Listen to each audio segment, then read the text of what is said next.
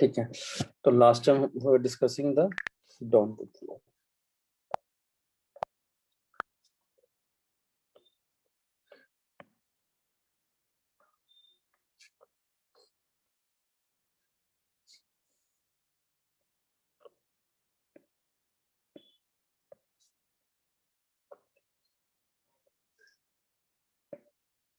तो downward flow हमने पूरा थोड़ी किया था अभी सर। उसके वो हेड निकालना था, स्ट्रेसेस निकालने थे। स्ट्रेसेस निकाल, एक बार जल्दी से डायग्राम बना लेते हैं वापस से।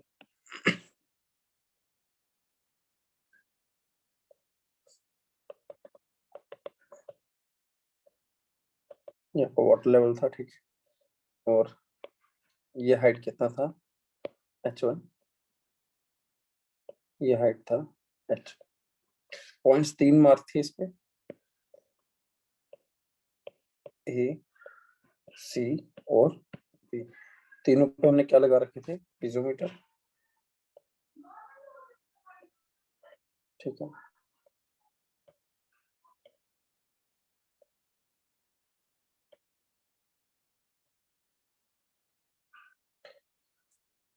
तो जो पीजोमीटर यहीं पर लगा है, ठीक है, उसमें कहाँ तक लेवल आएगा पानी का, वाटर टेबल तक,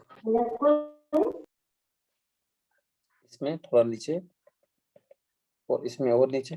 ठीक है, और लॉस ऑफ हेड कितना बोला था हमने, इधर से लेके इधर तक एच, स्मॉल एच। ठीक है, और ये कितना था, आई इंटू जेड। ठीक है, ये है ये आपका सॉइल सैंपल था। ठीक है, इस पे हमें क्या लिखना है, स्ट्रेसेस लिखना है।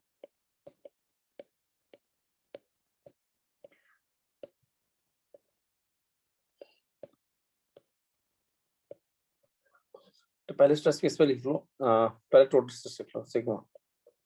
ए पे बताओ कितना स्ट्रेस होगा, gamma W H one, gamma W H one, gamma, और बी पर बी पर से ऊपर वाला plus gamma gamma saturated H. A पर होगा सिर्फ पानी का वेट, तो क्या लिखूंगा, गामा डब्ल्यू इंटू h1। ठीक है, और बी पर टोटल कितना है, बी के ऊपर देखो क्या है, पानी का वेट भी है और पूरा का पूरा सॉइल है एच का। ठीक है, तो दोनों को प्लस करना पड़ेगा बी पर। ठीक है, तो gamma W h1 plus H gamma plus gamma saturated into H. ठीक है, सी पे लिख दो H1 गामा डब्ल्यू, सी के ऊपर भी देखो पानी है h1 हाइट का और z हाइट का सॉइल है, Z gamma gamma saturated into Z, h plus gamma saturated into z, इस तरह। जेड u का वैल्यू क्या आएगा, 4 वाटर पे। ए पे तो देखो पानी है, पानी ही है सर, सॉइल तो है नहीं, तो 4 वाटर प्रेशर कितना हो गया, gamma gamma W W. H one B के ऊपर देखो क्या है, बी के ऊपर पानी फ्लोइंग कंडीशन में है। ठीक है, तो हम कहाँ से ट्रायंगल शुरू करेंगे, कौन सा ट्रायंगल शुरू करेंगे, क्या नहीं कर सकते। we need to see the rise of level of water in piezometer। B पे जो piezometer लगा है उसका राइज कितना है, इतना, तो कितना बनेगा, h H plus H1 1 minus small h plus h1 minus small h into gamma W. Gamma W ठीक है, और सी पे कितना राइज है, z plus h1 H1 minus minus iz है ना, IZ माइनस iz, ऐसा लिखा जाएगा, z plus h1 minus iz into gamma. W अब इफेक्टिव स्ट्रेस लिख लो, तो ए पे कितना होगा, 0, यस बी पे कितना होगा बताओ जरा,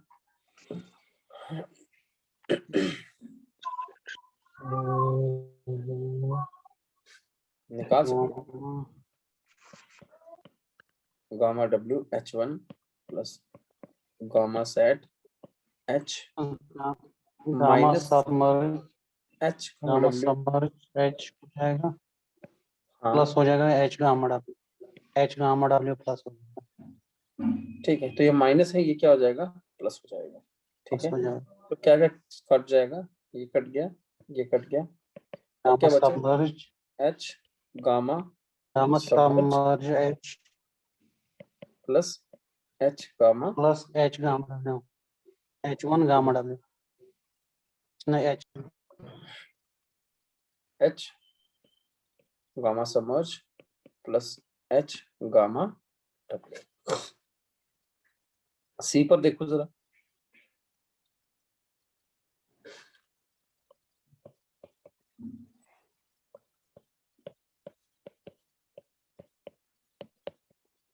minus Z gamma W minus H1 gamma W plus IZ gamma W. तो यहाँ का कटा, ये और ये कट गया। ठीक है, Z आपको कॉमन आ जाएगा और Z के साथ क्या आ जाएगा, gamma sat minus gamma W, इस तरह से। उसको आप लोग क्या लिख लोगे, इसे हम लिख लेंगे Z gamma submerge plus IZ gamma W, Z gamma submerge plus IZ gamma. ठीक है, जो पहला हमने स्टैटिक केस करा था वहां पर बी पर कितना आ रहा था देखना, प्रेशर सिर्फ इतना आ रहा था, H गामा सबमर्ज, चाहे चेक कर लो अपनी कॉपी पे। सी पर कितना आ रहा था, Z गामा सबमर्ज। अब देखो स्टैटिक कंडीशन से ये कौन सी कंडीशन है, डाउनवर्ड फ्लो कंडीशन। ये डाउनवर्ड फ्लो कंडीशन है, तो डाउनवर्ड फ्लो कंडीशन में हमने क्या पढ़ा हुआ है कि डाउनवर्ड फ्लो कंडीशन में आपका इफेक्टिव स्ट्रेस देखो इंक्रीज हो रहा है, प्लस हो रहा है ना इफेक्टिव स्ट्रेस के अंदर कुछ। तो इससे हम देख पा रहे हैं कि effective stress increases in downward flow condition. ठीक है, नोट करें इसे।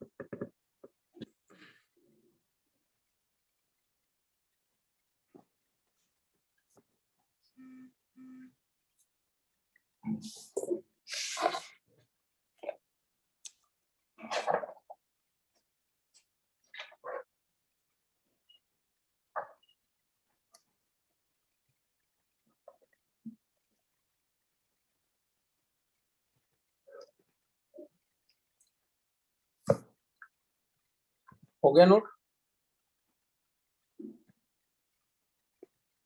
Yes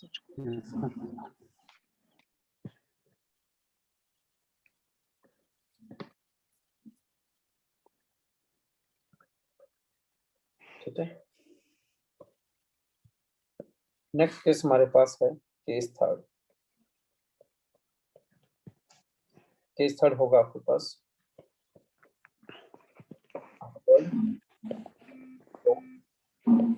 condition. इस बार जो फ्लो चलेगा वो अपवर्ड डायरेक्शन चलेगा। ठीक है, और इसके लिए डायग्राम बनाना पड़ेगा हमें।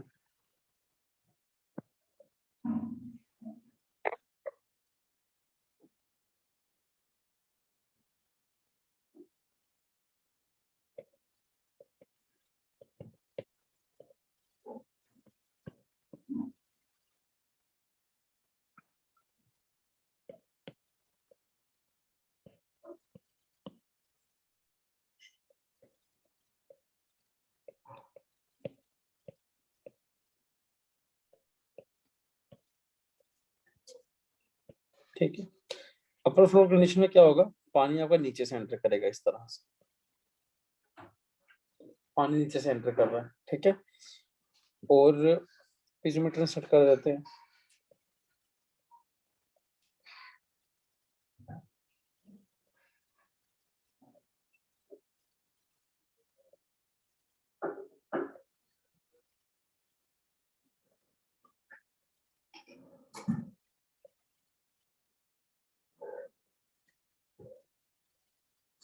ठीक, अब बताएं जरा किस पिजोमीटर में हाईएस्ट वाटर लेवल होगा, किस पिजोमीटर में, बताओ जरा देखकर।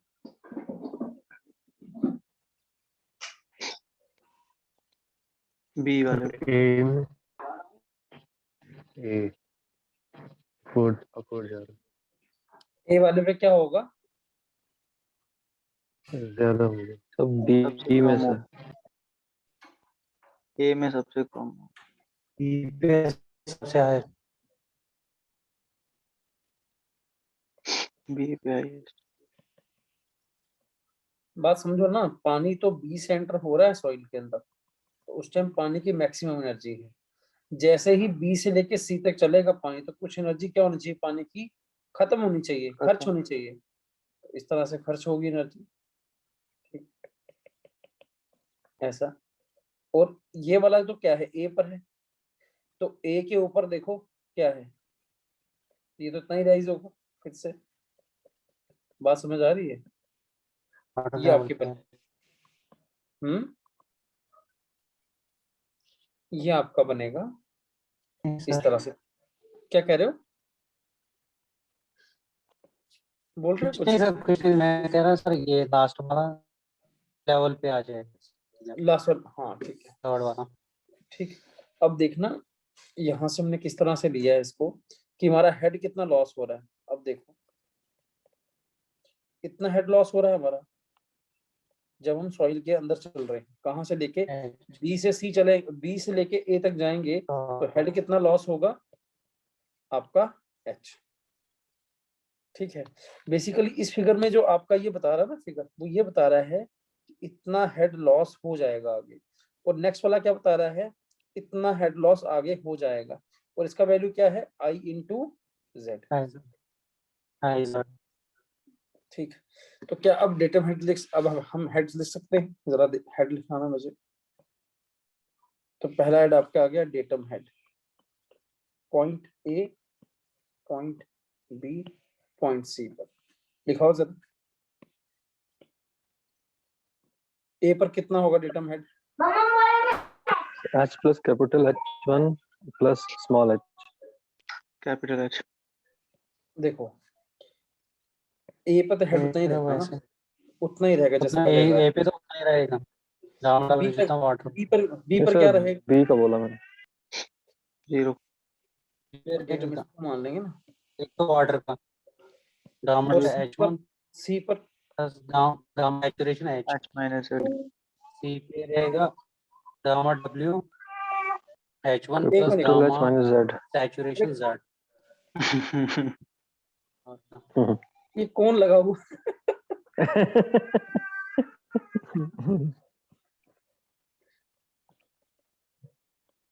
सर वो गलत सोच लेंगे। अच्छा प्रेशर हेड क्या है, प्रेशर हेड ए पे आएगा H1। H1। ठीक है, यहाँ पे गामा डब्ल्यू मत कर देना, ठीक है, हम ना सिर्फ सर। प्रेशर हेड लिख रहे हैं यहाँ पर। H1 गामा डब्ल्यू तो क्या हो जाएगा, पोर वाटर प्रेशर हो और जाएगा। वाटर प्रेशर बी पर क्या आएगा, तीनों का सम एच सर H1 और H small H H1 plus H small H H1 और प्लस। यार सर ये बच्चा जिसके माइक में रो रहा है ना, उसको बंद कर दें प्लीज थोड़ी देर के लिए। ठीक है, और सी का क्या बनेगा, H1 plus Z plus AZ। H plus H1 plus IZ। ये ठीक है।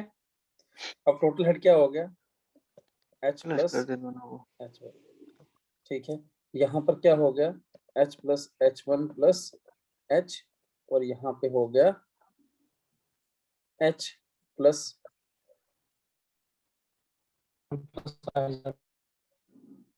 यहाँ कुछ गड़बड़ नहीं लग रही है, C पर H1 थोड़ी आएगा, यहाँ Z आना चाहिए, ये H की जगह यहाँ पे Z आना चाहिए। C से ऊपर कितना है, ये Z और H1 ऐसा, और फिर यहाँ पर IZ। ठीक है, तो ऐसे आना चाहिए, Z और Z कैंसिल हो जाएगा, तो ये कितना हो जाएगा, H plus H1 plus IZ। ये आपके टोटल हेड बनाएगा। ठीक है, सबसे ज्यादा टोटल हेड कहाँ पर है, बी पर है। सबसे ज्यादा एनर्जी कहाँ पर है, बी पर, वो तो हमें पता है क्योंकि अपवर्ड फ्लो कंडीशन है। उससे कम सी पर है, और सबसे कम कहाँ पर है, ए पर। ठीक है, इससे ही हम लोग क्या स्ट्रेसेस लिख पाएंगे अब, जरा स्ट्रेसेस लिख के दिखाना मुझे।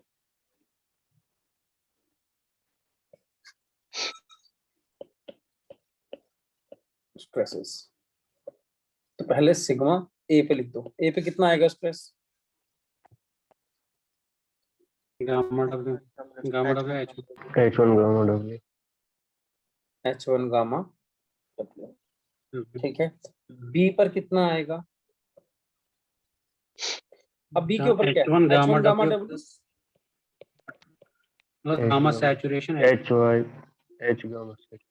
H gamma saturation. बस सिंपल। एच पहले रख दो, कोई बात नहीं। H gamma saturation. और सी पर, सी के ऊपर क्या है? H1 gamma W gamma W plus H1 gamma W plus Z gamma saturation Z Z gamma saturation, ऐसा, सैचुरेशन। ठीक है। U कितना आएगा ए पर? अब U निकालने में प्रॉब्लम होती है, ठीक है। U तो ए पर देखो, ए पर क्या लेवल राइज हो गया, वाटर टेबल तक ही लेवल राइज हुआ है। डायरेक्टली आप लिखते हो H1 गामा W। बी में कैसे लिखो? बी में कितना राइज हुआ है? यहाँ से लिखेंगे H1 plus H1 1 plus small h gamma W bracket into gamma W, ठीक है। और नेक्स्ट सी पे Z plus H1 H1 plus plus IZ gamma W। अब जरा इफेक्टिव स्ट्रेस निकाल दो। ए पर 0, 0 बी पर क्या आएगा? देखो क्या क्या कैंसिल होगा। यहाँ H1 गामा W है, ये H1 गामा W यहाँ पर आ गया। H gamma submerge plus minus हो जाएगा। ये आपका बनेगा, मैं यहाँ करके दिखाता हूँ, ठीक है। H1 gamma W plus H dot gamma saturated minus H gamma W minus H1 gamma W minus H gamma W। ये और ये कैंसिल हो गया, H कॉमन आ गया, ठीक है। Gamma sat minus gamma W minus H gamma W कितना हो गया? ये H submerge minus H gamma W, H gamma submerge minus H gamma W। Same ऐसे ही बनेगा, Z gamma submerge minus IZ gamma W। चाहे करके देख लें।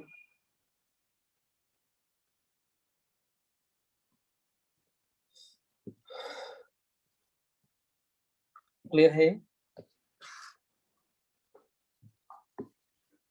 नोट करें।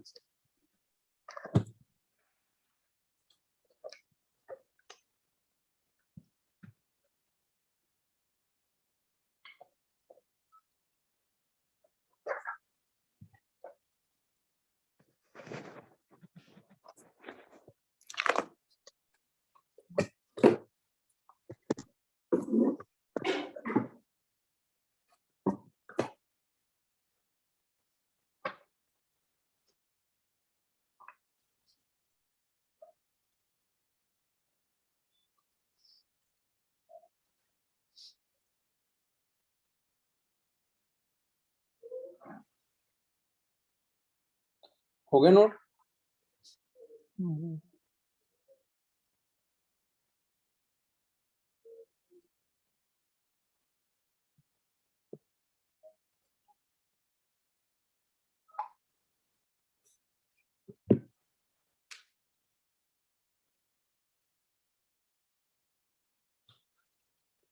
सबका हो गया नोट?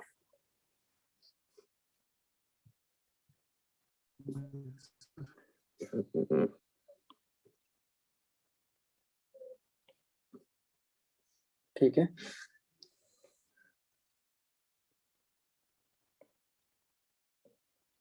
ये जो दो फॉर्मूले मैं आपके सामने अंडरलाइन कर रहा हूँ, इसका क्या, ये क्या दिखा रहे हैं कि आपका इफेक्टिव स्ट्रेस क्या हो रहा है। स्टैटिक में क्या था, सिर्फ जब हम लोग स्टैटिक में पढ़े थे तो स्टैटिक में सिर्फ H गामा सबमर्ज था, ठीक है।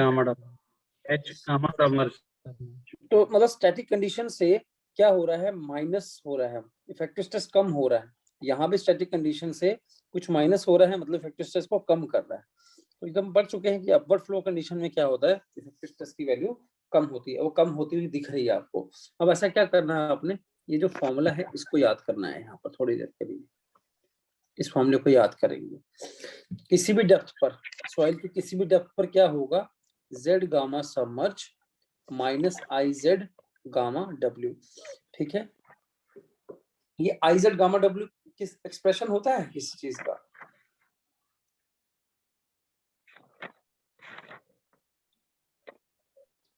आपको कल कराया था आई एच गामा डब्ल्यू, क्या था I H gamma W, seepage yes force, sir ये वो होता है स्पेसिफिक स्पेसिफिक फोर्स।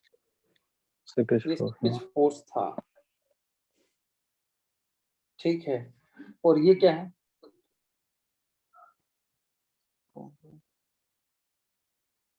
ये क्या है, जेड गामा। आपके गामा के साथ अगर वॉल्यूम मल्टीप्लाई हुआ हो तो क्या बन जाता है, वेट बन जाता है। यहाँ पे वॉल्यूम नहीं, सिर्फ एक डायमेंशन मल्टीप्लाई है, मतलब डिवाइड में क्या है, एरिया।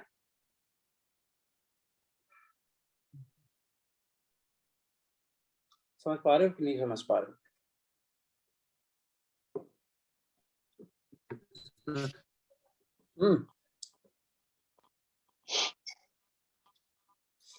ये आपका क्या है, this one is seepage pressure.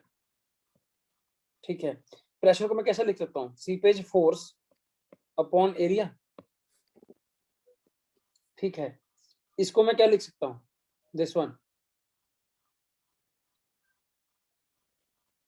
Buoyant wait, यार क्या कर रहे हो, buoyant weight over area.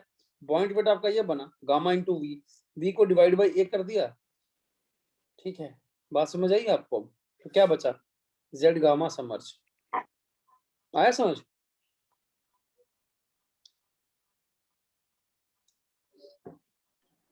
Repeat कीजिए। रिपीट ही करेंगे, क्या करना है और, तो कोई एक मिनट।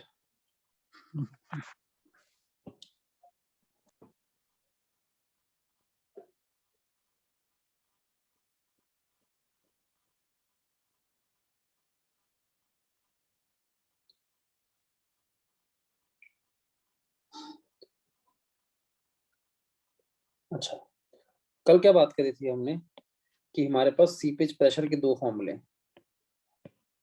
पढ़े थे। पहला फॉर्मूला क्या था, एच गामा डब्ल्यू। दूसरा फॉर्मूला क्या था, बताओ जरा, दूसरा फॉर्मूला क्या पढ़ा था seepage I pressure, I I IL gamma W. I L gamma. ठीक है, यहाँ पे एल क्या था, length of flow. Yes sir. ठीक है ना, यहाँ पे एच क्या था, हेड लॉस। ठीक है ना, यहाँ पे एच क्या हेड लॉस है, और यहाँ पे क्या है, लेंथ ऑफ फ्लो। इस फॉर्मूले के अंदर जो लिखा है आई जेड गामा डब्ल्यू, जेड भी तो लेंथ ऑफ फ्लो है बिटवीन सी टू ए। समझ आ रही बात, यस सर। चलो समझ आ गया। ठीक है, ये चीज समझ आ गई। अच्छा, अब मुझे बताओ सीपेज फोर्स कैसे लिख सकते हैं हम, ये डिनोट कर दो। अब यहाँ देखना इस एक्सप्रेशन के अंदर, gamma submerge minus I Z gamma W. ठीक है, तो सीपेज फोर्स कैसे लिख, सीपेज फोर्स लिखने के लिए आपको इसको क्या करना पड़ेगा, एरिया से डिवाइड करना पड़ेगा। Yes sir. ठीक है,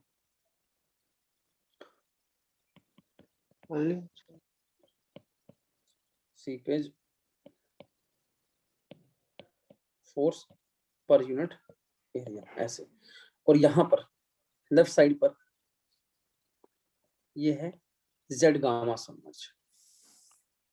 ठीक है, इसको देखो जरा, किसी भी चीज का अगर वेट लिखना है तो कैसे लिखोगे, गामा समर्ज इनटू वॉल्यूम। वॉल्यूम।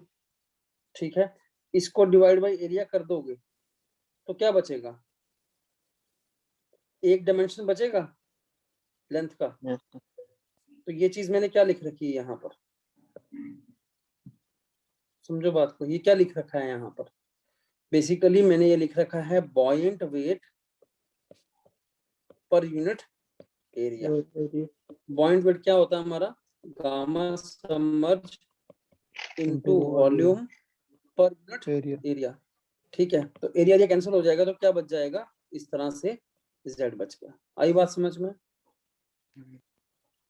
ठीक, कहने का मतलब ये है कि एक्सप्रेशन में ये आपका क्या है, पॉइंट वेट, ठीक है, और ये क्या है, seepage force per unit area या फिर सीपेज प्रेशर। आई बात समझ? यहाँ पर एच गामा डब्ल्यू क्या है, या तो सीपेज प्रेशर है या फिर seepage force per unit area है, ऐसे भी तो पढ़ सकता हूँ इसको, जैसे ये दिखाया seepage force per unit area.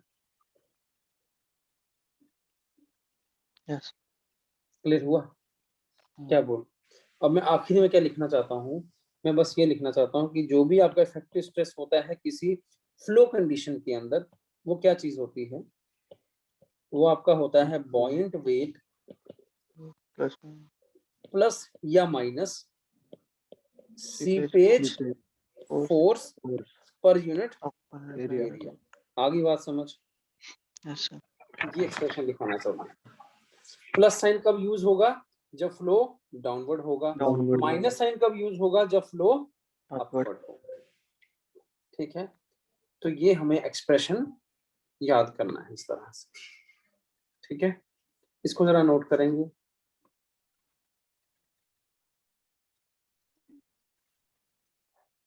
कर लो इसको नोट,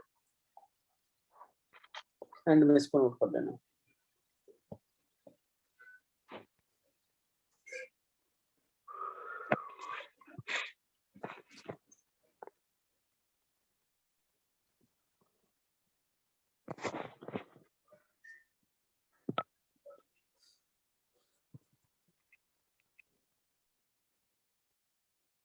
और हमें लिखना है for vertical upward flow, sigma bar हो जाएगा बॉयंट वेट, अपवर्ड फ्लो के लिए माइनस साइन यूज करेंगे, seepage force per unit area, and for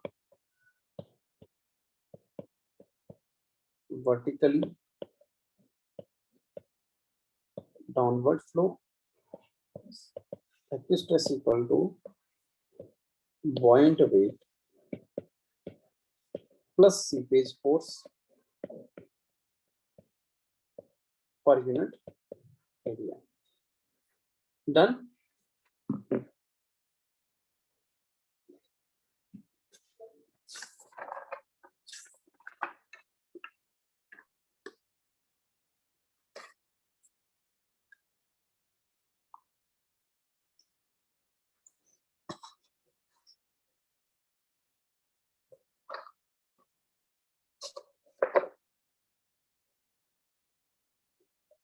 हो गया सबका? यस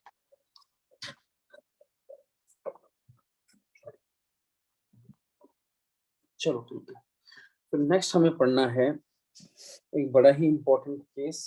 ठीक है, और वो केस आता है अपवर्ड फ्लो कंडीशन के अंदर। बताओ क्या नाम है इस केस का? Quick sand condition.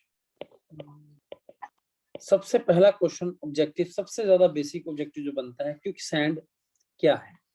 ये कोई सैंड है किसी तरह का या कोई हाइड्रोलिक कंडीशन है? बताओ। Hydraulic conditions.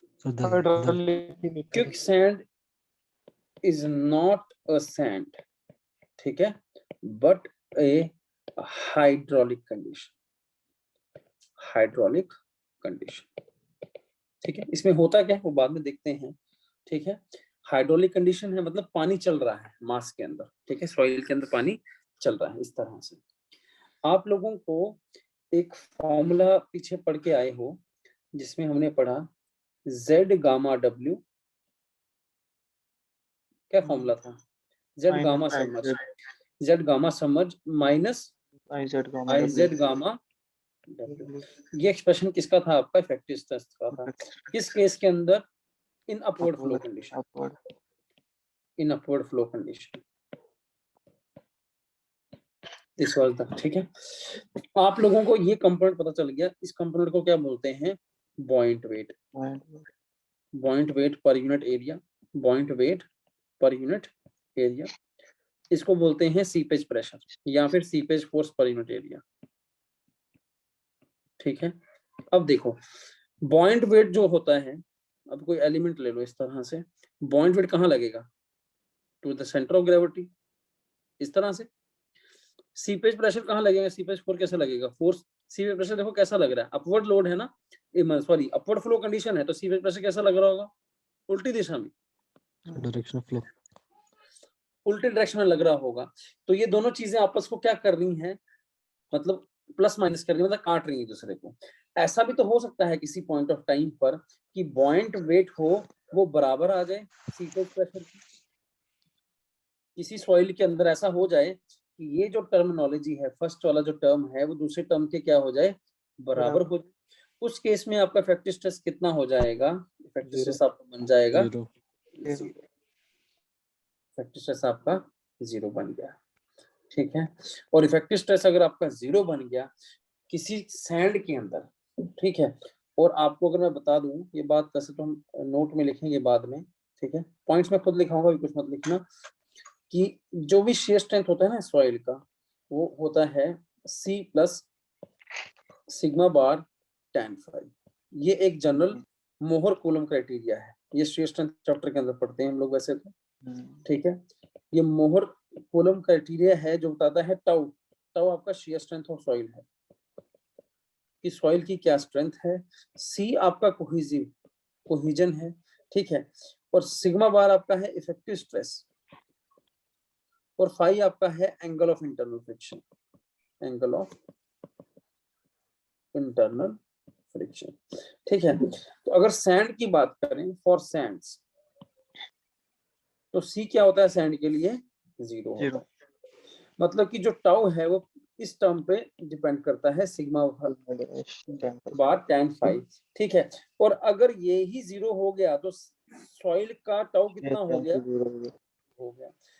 मतलब कि सैंड के अंदर अगर ऐसा कंडीशन बना, इस इफेक्टिव स्ट्रेस 0 है, तो वो रिजल्ट क्या हो जाएगा कि सॉइल का सारा शेयर स्ट्रेंथ कितना हो गया? 0। और ऐसा किसमें होता है? इन कोहिजनलेस सॉइल, जिसके पास C 0 होता है, ठीक है, कोहिजनलेस सॉइल के लिए। ठीक है। इसी कंडीशन को कहते हैं quicksand condition. Quicksand condition is a flow condition, ठीक है, बेसिकली हाइड्रोलिक कंडीशन है। किस केस में? अपवर्ड फ्लो कंडीशन में, ठीक है। और पानी इस तरह से अपवर्ड चलता है कि वो नेट इफेक्टिव स्ट्रेस को 0 कर देता है, और सैंड के अंदर नेट इफेक्टिव स्ट्रेस एक बार 0 हो गया तो उसका शेयर स्ट्रेंथ क्या हो जाएगा? 0। ठीक है। तो ये जनरल सी बात है यहाँ पर। ठीक, पहले मैं एक बार समझा देता हूँ फिर इसको लिखा दूंगा फिर से वापस। ठीक। दूसरी बात ये है कि जब पानी चलता है, अपवर्ड फ्लो हो रहा है जब पानी, तो मतलब कुछ ना कुछ हाइड्रोलिक ग्रेडियंट भी रहा होगा। ठीक है। जब पानी अपवर्ड फ्लो हो रहा है तो कुछ ना कुछ क्या रहा होगा? Hydraulic gradient. हाइड्रोलिक ग्रेडियंट मतलब कि आई। ठीक है। अगर उस केस में सिग्मा बार आपने 0 कर दिया तो क्या ऐसा हो जाना चाहिए? Z gamma submerge is equal to I Z gamma W, है ना। अगर सिग्मा बार 0 हो रहा है तो मतलब I आप क्रिटिकल मान लो। ये आपका हाइड्रोलिक ग्रेडियंट कौन सा है? क्रिटिकल हाइड्रोलिक ग्रेडियंट है, जिसपे सिग्मा बार क्या हो रहा है? 0। तो यहाँ से आप लोग क्रिटिकल हाइड्रोलिक ग्रेडियंट का फॉर्मूला निकाल लोगे। Z कैंसिल हो जाएगा, तो ये हो जाएगा gamma submerge upon gamma W। This is the formula for hydraulic critical gradient. ठीक है। और गामा सबमर्ज आप लोगों ने फॉर्मूला पहले पढ़ा है चैप्टर के अंदर। क्या फॉर्मूला था? GS minus 1 upon 1 plus E into gamma W। इसी को डिवाइड कर देना है गामा W से, तो ये और ये कैंसिल हो जाएगा। तो ICR का दूसरा formula, that is very important formula for objective questions, the most important formula in this chapter. Triple star mark कर सकते हैं इसको आप। क्वेश्चन कैसे आएगा? वो आपको वॉइड रेशियो देगा, वो GS देगा और बोलेगा क्रिटिकल हाइड्रोलिक ग्रेडियंट निकाल दो। ठीक है। अगर वॉइड रेशियो नहीं देगा तो सोचेगा मैं क्वेश्चन बड़ा मुश्किल कर रहा हूँ, पोरोसिटी दे देगी। और ऐसा करके सोचेगा मैंने क्वेश्चन मुश्किल बना दिया। पर हम लोग तो पढ़ के आए हैं, हम लोग क्या कर सकते हैं, पोरोसिटी से भी वॉइड रेशियो निकाल सकते हैं इस तरह से। Yes sir. ठीक है, ठीक। अब मैं आपको लिखाता हूँ, ठीक है, कैसे स्टार्ट करना है।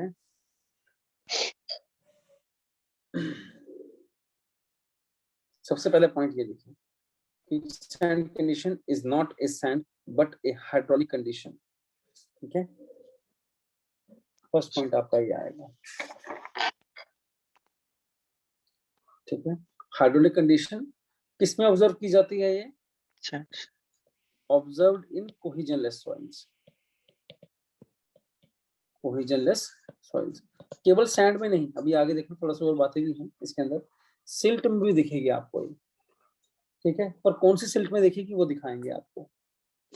ठीक है, स्पेसिफिकली सैंड में हर तरह की सैंड में नहीं दिखती, वो भी बात करनी है अभी हमने। पहले जनरल जनरल पढ़ा है हमने अभी। ठीक है, तो पहला पॉइंट लिख लें कि sand condition is not a sand but hydraulic condition observed in cohesionless soil mass. ठीक है, when effective stress in it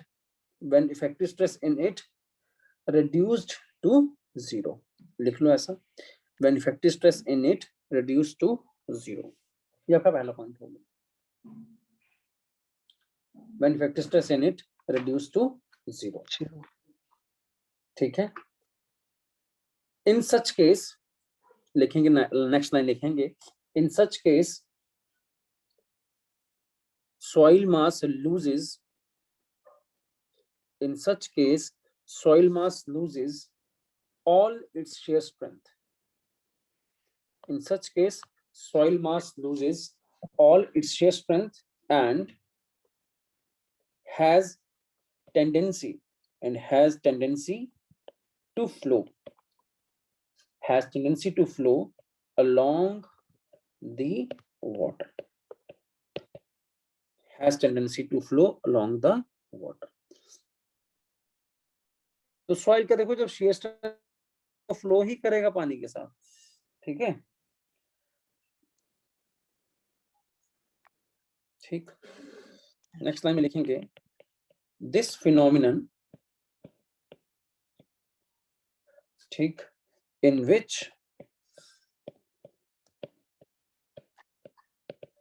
particles of soil leaves the soil and flows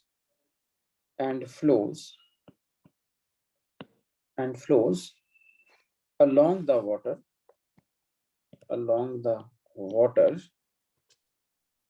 is termed as quick sand condition।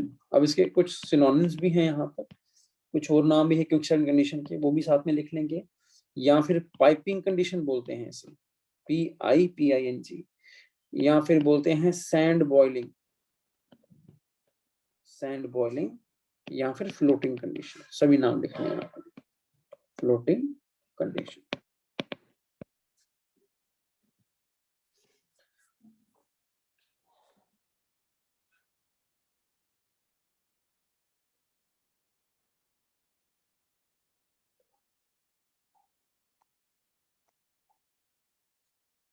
ठीक है, लिख लिया ये।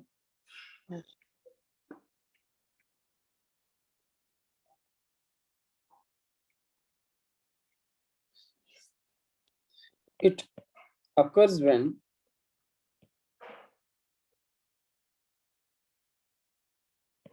Seepage pressure, क्या लिखा है आप, मैंने आपको seepage pressure becomes equal to, क्या लिखूं, seepage pressure becomes equal to submerge weight of soil.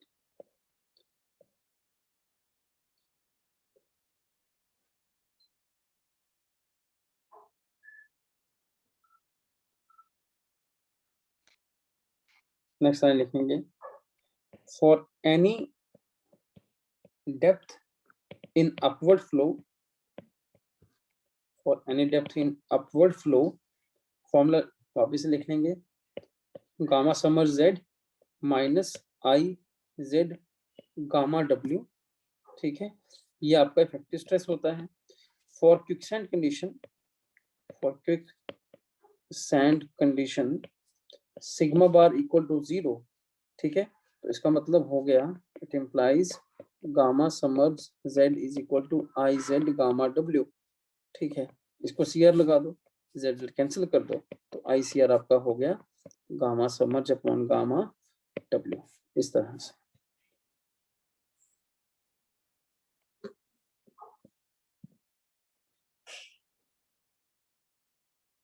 ठीक, तो ये वो हाइड्रोलिक ग्रेडियंट है, this is the hydraulic gradient, this is the hydraulic gradient जिस पर क्या हो रहा है आपका, under which quicksand condition is occurring, under which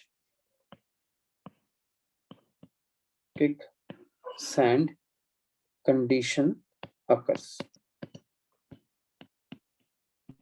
ठीक है। और इसका दूसरा फॉर्मूला मैंने आपको ड्राइव करके दिखाया था, वो क्या था, GS minus 1 upon 1 plus, drive करना तो कर सकते हो, गामा समझ का फॉर्मूला रखो और गामा डब्ल्यू रखो, कट जाएगा फॉर्मूला, ठीक है।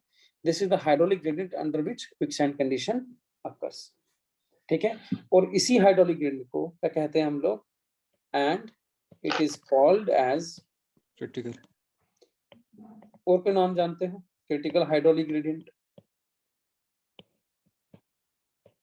क्रिटिकल हाइड्रोलिक ग्रेडियंट, या फिर इसे पाइपिंग ग्रेडियंट भी कहते हैं, ठीक है। क्वेश्चन में आपको दिख जाए पाइपिंग ग्रेडियंट बता दो, या फिर बोल देगा फ्लोटिंग ग्रेडियंट बता दो, ये सब नाम है इसके, फ्लोटिंग ग्रेडियंट, या फिर बोल देगा कि आप बर्स्टिंग ग्रेडियंट बता दो, बर्स्टिंग ग्रेडियंट भी इसका नाम है,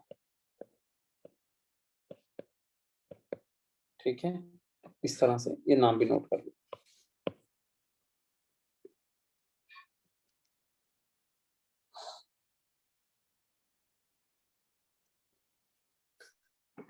हम क्या चाहते हैं एज एन इंजीनियर, हम क्या चाहते हैं, क्विकसैंड कंडीशन हो कि ना हो, अगर हमने स्ट्रक्चर बनाया है तो नो नहीं होना चाहिए। और अगर क्विकसैंड कंडीशन नहीं होना चाहिए तो हमें ये कोशिश करना है कि जो आई फील्ड में बने, है ना, जो क्रिटिकल ग्रेडियंट, सॉरी, जो हाइड्रोलिक ग्रेडियंट फील्ड के अंदर बने वो किससे कम रहना चाहिए, आईसीआर से कम रहना चाहिए। बात समझ आ रही? तो in order to avoid quicksand condition, in order to avoid quicksand condition क्या करना पड़ेगा, जो वर्किंग ग्रेडियंट, ऐसा बोलते हैं इसको, जो वर्किंग या available gradient I must be less than the critical, देखना यार क्वेश्चन जेई लेवल में स्टेटमेंट में घुमा देगा, ठीक है, आप लोगों को अवेलेबल लिख के, फिर बच्चे कंफ्यूज हो जाएंगे कि ज्यादा होना चाहिए था कि कम हो जाना चाहिए था, ठीक है। तो क्रिटिकल हाइड्रोलिक ग्रेडियंट सब पॉइंट बन रहा है ना यहाँ पर, कि आपका जो आई आना चाहिए वो क्रिटिकल से कम ही रहेगा, तभी तो क्या होगा, आपका क्विकसैंड कंडीशन अवॉइड हो जाएगा। यस ठीक है, नेक्स्ट देखना क्वेश्चन में क्या पूछ लेता है, फैक्टर ऑफ सेफ्टी। तो फैक्टर ऑफ सेफ्टी बता दो, क्या करूं, ICR अपॉन आई कर दूं, और जनरली सैंड्स में, जनरली हम लोग सॉइल्स के अंदर इसको 2 रखते हैं। अगर सपोज करो फैक्टर ऑफ सेफ्टी 2 हो गया तो ये कितना हो जाएगा, तो आई आपका कितना हो गया, 0.5 गुना 0.5 ICR, तो कम है ना ICR से, ठीक है, तो हम बहुत सेफ साइड पर हैं। आ रही बात समझ में? तो फैक्टर ऑफ सेफ्टी किसका होता है, जब भी आप यार फैक्टर ऑफ सेफ्टी लगाते हो किस पे लगाते हो, ठीक है ना, अगर परमिसिबल आप लोगों ने स्ट्रेस सर, थोड़ा निकालना है, क्या बोलो? सर आप लिख लो वो ऊपर फॉर्मूला देखने से सर। एक मिनट। डिवाइड बाय अगर किसी चीज का परमिसिबल स्ट्रेस निकालना है तो आप कैसे करोगे? उसकी अल्टीमेट स्ट्रेंथ पे तो लगाओगे फैक्टर ऑफ सेफ्टी, है ना? जी सर। ठीक है, उसी तरह से यहाँ पर आप फैक्टर ऑफ सेफ्टी क्या हो जाएगा? ICR upon I. जनरली कितना रखते हैं हम लोग? 2 रखते हैं वैल्यू। ठीक है, इस तरह से। ये एग्जांपल है, इसको नोट करने की जरूरत नहीं है। हाँ लिखो, कहाँ से देखना है? सर वो जो डिराइव किया था ऊपर सर, ये इसका क्रिटिकल ग्रेडियंट का। अच्छा, जो ड्राइव किया था वो यही तो है, गामा समझ का फॉर्मूला पुट करना है। जी sir. GS -1 1 plus E into gamma W।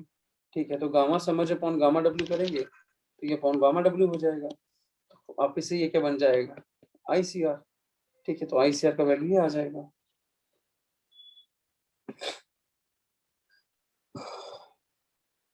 यार ये ऐसा फॉर्मूला है ना, कम से कम यूपीएससी के अंदर 5-6 बार क्वेश्चन इसमें से पूछा होगा, कम से कम। प्रीलिम्स की बात कर रहा हूँ। और होता कुछ नहीं है फॉर्मूले में, वॉइड रेशियो चाहिए, GS चाहिए, खत्म बात।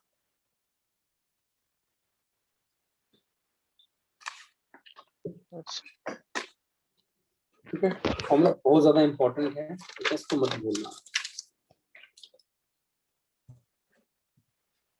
हो गया ये? नीचे ही तक हो गया?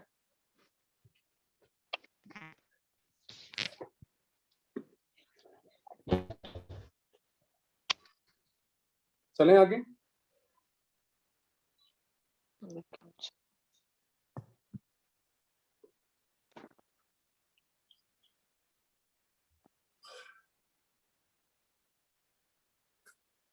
आपने ये बात और ये बात नोट करनी है। ये साइड पे लिख लो, फिर लिखना तो ऐसे कोई जरूरत नहीं है इसको। हो गया? चलो, अच्छा, नेक्स्ट पॉइंट ना।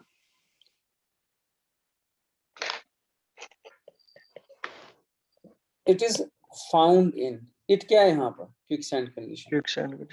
इट इज फाउंड इन, ये आपके काम की बात है। Fine sand and course silt, ये दूसरा बेसिक क्वेश्चन बनता है यहाँ पर। वो ऐसे क्वेश्चन पूछता है किसमें देखा जाएगा। ठीक है, तो वहां एक ऑप्शन आपका रहता है फाइन सैंड, कोर्स सैंड, इस तरह से। तो आंसर वहां पे क्या बनेगा? Fine sand. और यहाँ पर क्या है? Course silt. ठीक है, और इन दोनों के लिए आपका जो लगभग स्पेसिफिक ग्रेविटी का वैल्यू रहता है सॉलिड्स का, स्पेसिफिक ग्रेविटी और सॉलिड्स जो इनके लिए रहता है, यानी कि GS of solids, that is approximately equal to 2.65। और इन दोनों के लिए वॉइड रेशियो जो रहता है वो भी अप्रोक्सीमेटली 0.65 के बराबर होता है।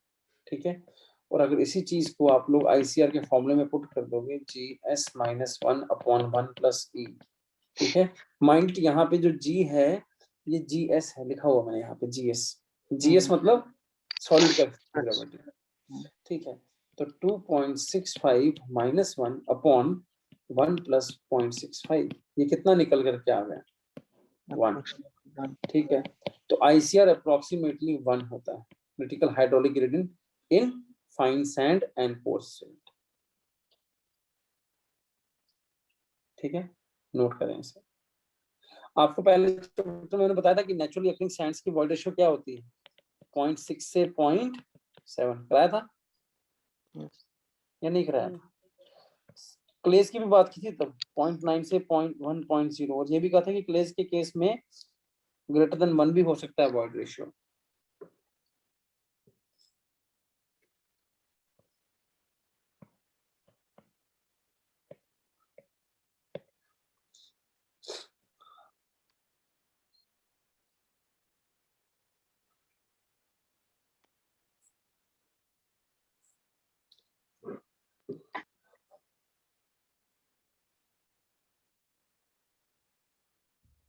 हो गया?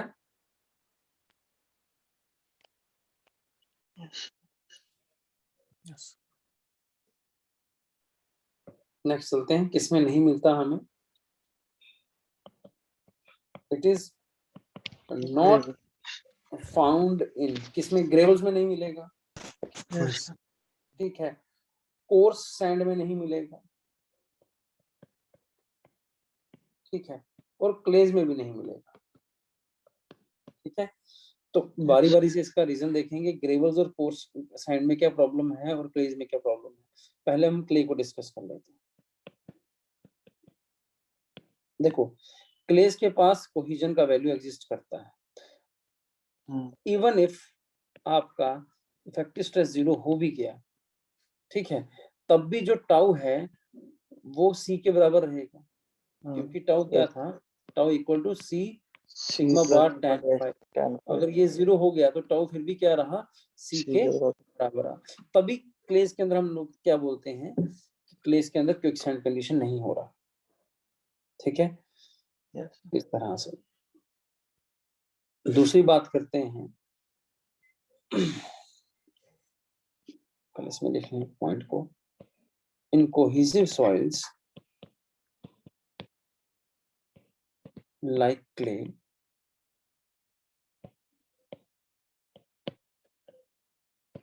shear strength is not reduced to 0 even if effective stress are reduced to 0, ठीक है, due to its inherent cohesion, ठीक है। पहले इसको नोट कर लो।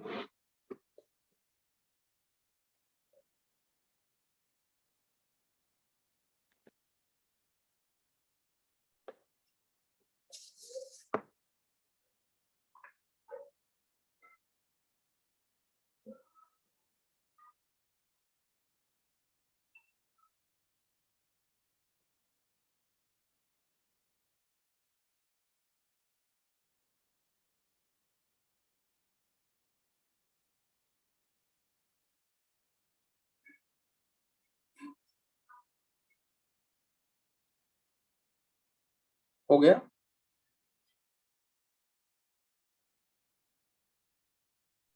Yes sir.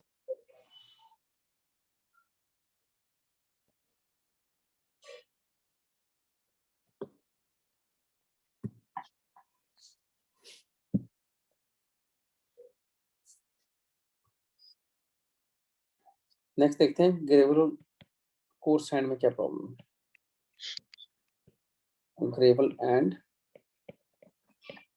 कोर्स सैंड, एक बात तो आप जानते हो कि ग्रेवल और कोर्स सैंड दोनों ही क्या है, हाईली परमिएबल सॉइल्स है ना, हाईली परमिएबल है,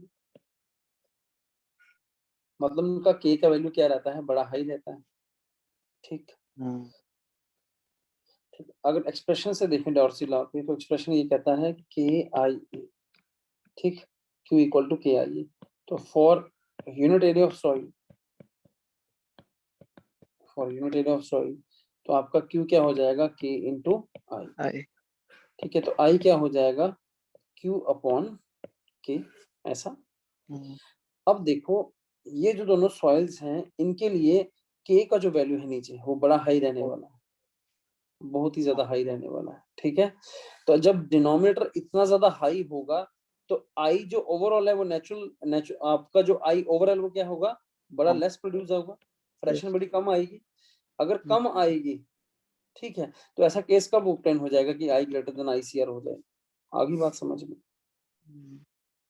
ठीक है। ऐसा केस बनेगा ही नहीं, फिर आई की वैल्यू हमेशा क्या रहेगी, बहुत छोटी, ठीक है, ये केस नहीं बनेगा, ठीक। तो हम इसमें क्या कहते हैं, लाइन लिखेंगे, in gravels and sands these are highly permeable. एक चीज हो सकती है, अगर आप क्यू बहुत बड़ा बना दो, क्यू का वैल्यू भी बड़ा बड़ा बनाते जाओ, ठीक है, पर ये फ्लो कंडीशन क्या है, अपवर्ड फ्लो कंडीशन है, ये सॉइल है, तो पानी कहाँ से आना है, नीचे से ऊपर आना है। तो इतना हैवी जो डिस्चार्ज होते हैं वो देखे नहीं जाते ग्रेवल और किसके लिए, हाँ, ठीक है, course. इतने हैवी डिस्चार्ज जो है वो प्रैक्टिकली पॉसिबल नहीं है ताकि वो आई को यहाँ बड़ा बना पाए। ठीक है, तो हम यहाँ लिखेंगे these are highly permeable soils, high discharge is required, high discharge is required to obtain critical hydraulic gradient. ठीक है, that practically does not exist in nature. ठीक है, ये लिखने के बाद फिर आप ये फॉर्मूला लिख सकते हैं। ठीक है, फिर आप ये फॉर्मूला लिख लें, नोट इट।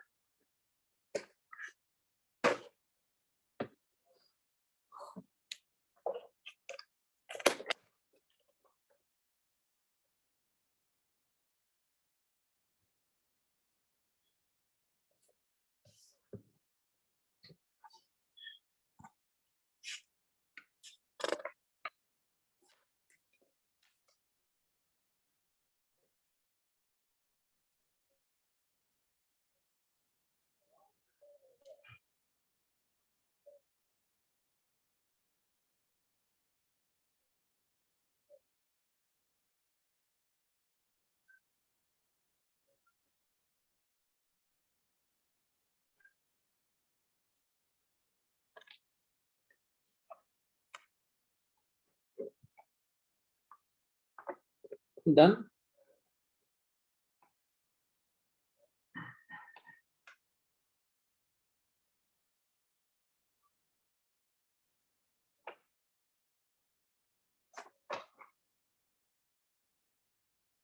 Yes, sir.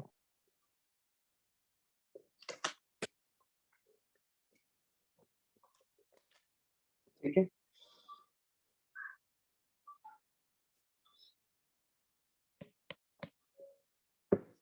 ठीक है, एक केस ऐसा है जिसमें आप पास क्विक सैंड कंडीशन होगा कोर्स सैंड के अंदर भी। ठीक है, तो वो केस में यहां लिख देता हूं, however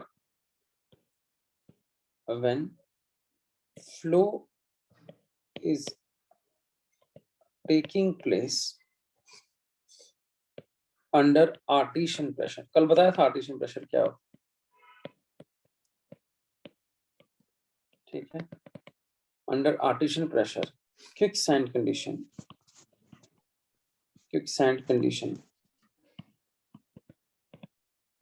will occur in coarse sand।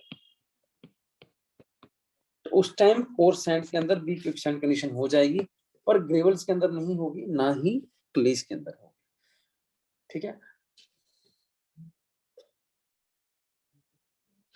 Field के अंदर देखो, अगर आपका नीचे सैंड हो ना और सैंड के ऊपर क्ले आ जाए, तो क्ले आपके लिए क्या है, एक इम्परमिएबल फॉर्मेशन है। बात समझ आ रही है? ठीक है, क्ले आपके लिए क्या है, एक इम्परमिएबल फॉर्मेशन। इस तरह की कंडीशन में आपका क्या हो जाएगा, क्विकसैंड कंडीशन अगर हो सकती है। होगा कब, देखो अगर यहाँ पे आप पीजोमीटर लगाओगे ना सैंड में किसी भी पॉइंट पर, ठीक, तो क्या मुझे बताओ वाटर लेवल मैच होगा क्या इसके साथ जो ग्राउंड वाटर टेबल दिखा रहे हैं? पहला क्वेश्चन तो ये है।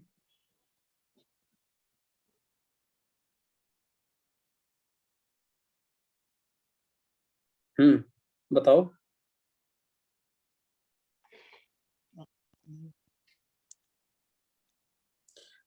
देखो क्ले जो है ना क्ले तो वो impermeable ऊपर एक Clay तो- इम्परमिएबल फॉर्मेशन की तरह एक्ट कर रही है।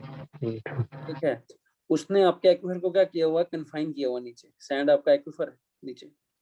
ठीक है, तो इसके अंदर जो पानी है अगर पीजोमीटर लगाओगे वो नेचुरली इस लेवल से ऊपर ही आएगा। इसी को तो कहते हैं आर्टिशियन प्रेशर। ठीक है, और अब क्विकसैंड कंडीशन होगा कब, ठीक है। अगर मानो कि कल को आपने क्ले में एक्सकेवेशन करना शुरू कर दिया, ऐसा एक्सकेवेट कर दिया इतनी चीज कुछ बनाने के लिए, ठीक है। अब क्ले का वेट जो है वो क्या रह गया, कम रह गया, ठीक, बात समझ आ रही है। जब क्ले का वेट कम हो जाएगा तो आपका सबमर्ज वेट कम हो गया, सबमर्ज वेट कम हो गया तो उसके बाद क्या हो गया, वो seepage force per unit area से कम हो गया अगर सबमर्ज वेट, तो आपकी फ्लो कंडीशन कौन सी हो जाएगी, क्विकसैंड कंडीशन। फ्लो कंडीशन जो बनेगी उसके लिए आपका क्या आ जाएगा, क्विकसैंड कंडीशन आ जाएगी।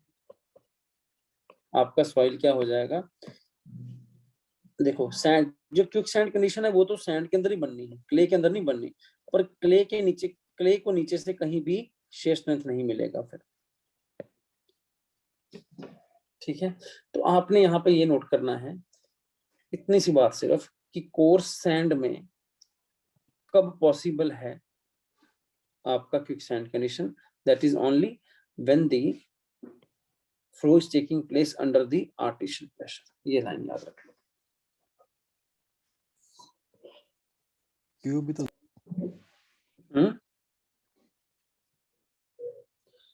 सर मैं कह रहा हूँ यहाँ क्यू भी तो ज्यादा होगा।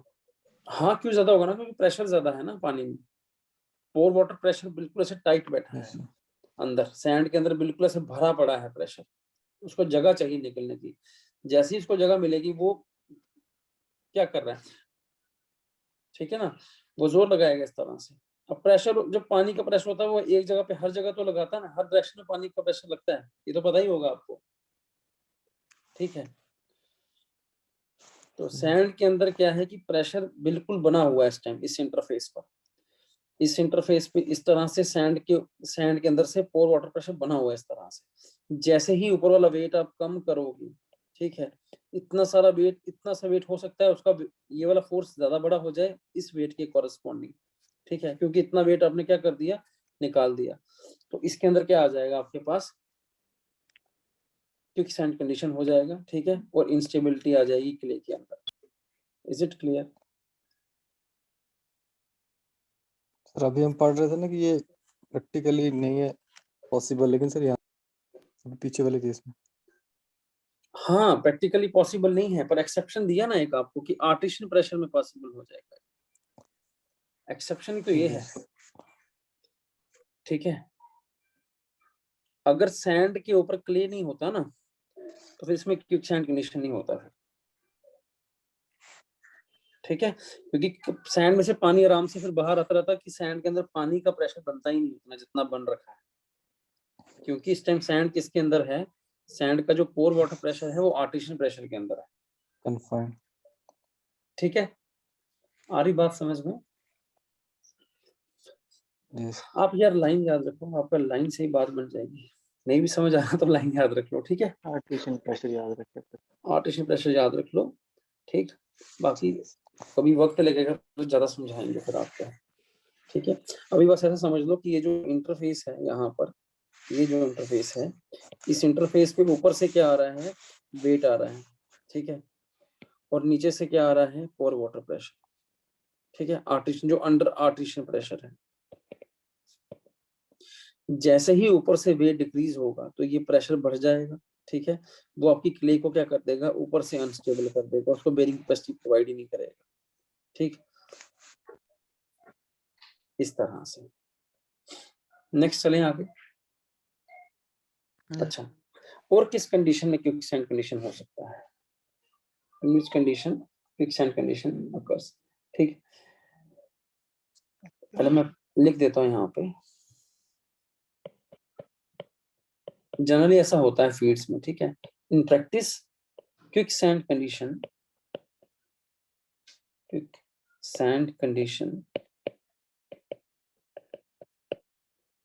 is found when excavation is made below water table level and water is pumped out from excavation to keep the pit free from water, so to work in it। ठीक है, इसमें क्या बोल रहा है आपको कि मान लो कि पहले इस तरह से जमीन थी, ठीक है, ग्राउंड लेवल था, और ऐसे ग्राउंड लेवल के नीचे एक वाटर टेबल लेवल भी था, ठीक है। कई बार फाउंडेशंस क्या है, हम इतना एक्सकेवेट कर देते हैं फाउंडेशन बनाने के लिए कि हम वाटर टेबल के नीचे ही चले जाते हैं ऐसे, ठीक, ऐसा। फिर क्या होना है, अगर वाटर टेबल के नीचे चले गए ऐसा, तो आप ये वाला पानी जो है इसको तो बाहर निकालोगे ही काम करने के लिए, है ना। जो पानी बीच में भर जाएगा आपकी पिट में, उसको आप क्या करोगे, पंपिंग करके बाहर निकाल दोगे, ठीक। तो पहले देखो, पहले क्या हो रहा था कि इतना जो वेट था वो इस इंटरफेस पे, इस वाले इंटरफेस पे जो बनाया हुआ है, दिस वन, इस इंटरफेस पे सॉइल पे लग रहा था, ठीक है। अब ये वेट हटा दिया, अब ये वेट हटा दी, ठीक है, तो प्रॉब्लम क्रिएट होगी हमारे लिए। बात समझ आई। दूसरे तरीके से सोच सकते हैं, अगर अंदर पानी भरना, अब देखो यहाँ से पानी आप क्या कर रहे हो, रेगुलरली पंप आउट कर रहे हो पानी को बाहर, तो पानी अंदर भरना चाहता है, तो पानी इस तरह से आ रहा है अंदर, समझा रही बात, ऐसे पानी आ रहा है दोनों साइड से अंदर, और इस जोन में कौन सा फ्लो कंडीशन बन रहा है, अपवर्ड फ्लो कंडीशन बन रहा है, ठीक है। अपवर्ड जी फ्लो सर। कंडीशन को, अपवर्ड फ्लो कंडीशन बनना मतलब सीपेज प्रेशर लग रहा है अपवर्ड डायरेक्शन में, इसको रोकने के लिए वेट चाहिए ऊपर, और वेट आपने हटा दिया, ठीक है। तो यहाँ पे कौन सा कंडीशन बन जाएगा, यहाँ बन जाएगा क्विकसैंड कंडीशन, बन सकता है, पूरी पूरी पॉसिबिलिटी है, अपवर्ड फ्लो कंडीशन में क्विकसैंड कंडीशन बन सकता है, ठीक है। अब इसको अवॉइड कैसे करेंगे, प्रैक्टिकल फील्ड में प्रॉब्लम है ये, हाउ टू अवॉइड दिस, बताओ, सोचो जरा।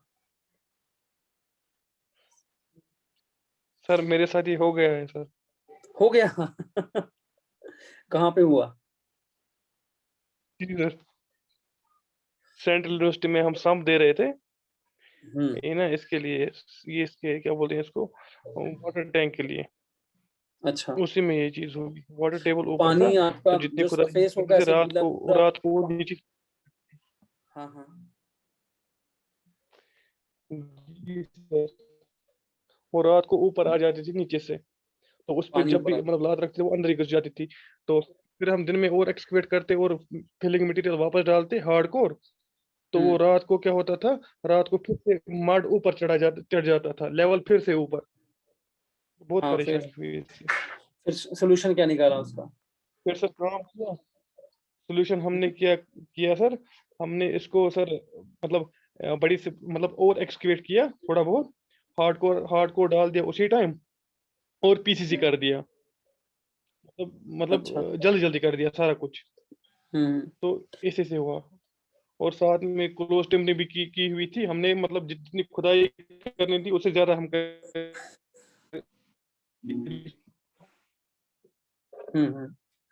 तो बेसिकली क्या है, बेसिकली जब तक हम रीच कर पाए। हाँ ठीक है।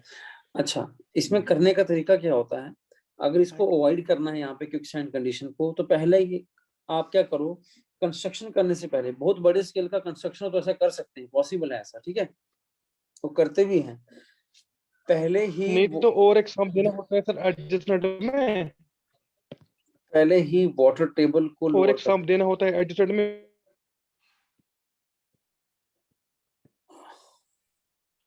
आपकी आवाज नहीं क्लियर आ रही है, मेरी आवाज क्लियर आ रही है सबको, यस ठीक है। अभी जो हम सॉल्यूशन पढ़ रहे हैं यहाँ पर, ठीक है, फील्ड में बड़े ज्यादा तरीके लग सकते हैं, पर आप आसान तरीका समझ लो अभी एक, ठीक है, बाकी जब फील्ड में जाओगे तो आपको एक्सपीरियंस हो जाएगा अपने आप। हम क्या कर सकते हैं, वाटर टेबल को क्या कर सकते हैं, पहले ही डाउन कर लेंगे, कहाँ तक कर लेंगे, below the level of excavation ले आएंगे हम, वाटर टेबल को पहले ही ले आएंगे, ठीक है। फिर जब हम करेंगे तो उस वक्त क्या होगा, पानी को इधर जाने की इच्छा नहीं होगी, समझ रहे हो, ऊपर जाने की इच्छा नहीं होगी, पानी तो ऊपर तभी जाएगा, अंदर तभी जाएगा उसके, जब आपने पानी के लेवल के नीचे एक्सकेवेट कर दिया। तो सबसे आसान तरीका ये है कि आप वाटर टेबल को वहां पे लोअर कर दो। वो कैसे होगा, पंपिंग करेंगे, ठीक है, उसके लिए, और वाटर टेबल को लोअर करेंगे, और कहाँ से लोग कितना लोअर करेंगे, उसको below the level of excavation ले आएंगे। ठीक है, और भी बड़े तरीके हैं। यहाँ पर हम यहाँ पर इस तरह से इसके साथ एक शीट पाइल दे सकते हैं ऐसा। ठीक है, उससे क्या होगा, आपका लेंथ ऑफ फ्लो बढ़ जाएगा। तो लेंथ ऑफ फ्लो बढ़ जाएगा तो जिस हेड से वो डिसिपेट, मतलब जिस हेड से वो आने की कोशिश कर रहा है उसके अंदर, वो हेड उसका कंज्यूम ज्यादा होगा, एनर्जी ज्यादा कंज्यूम होगी। ठीक है, तो ये शीट पाइल्स का तरीका भी है। तो ज्यादा इसमें नहीं पूछेगा आपको कि क्या करना है, तो आप जो पॉइंट लिखा रहे हैं बस इतना सा लिखें। तो मैं यहाँ पे लिख देता हूँ टू अवॉइड, ये आपने लिख ली ऊपर वाली लाइन सारी ब्लैक वाली। यस सर, नीचे वाला भी लिख लीजिए। ठीक है, तो यहाँ लिखेंगे to avoid quicksand condition, to avoid quicksand condition, lowering of water table below the depth of excavation is done। ठीक है, तो लिख लो।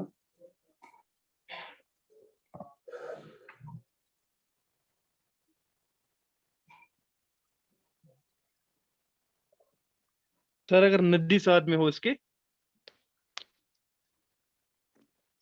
नदी साथ में हो, जी सर, फाइव फिर उसके बाद क्या करेंगे, वहां से भी सीपा जाएगा, वहां से भी सीपा जाएगा, वही ना सर। कट ऑफ देते उसको वहां से, फिर ग्राउंड में शीट पाइल डाल के। ठीक है,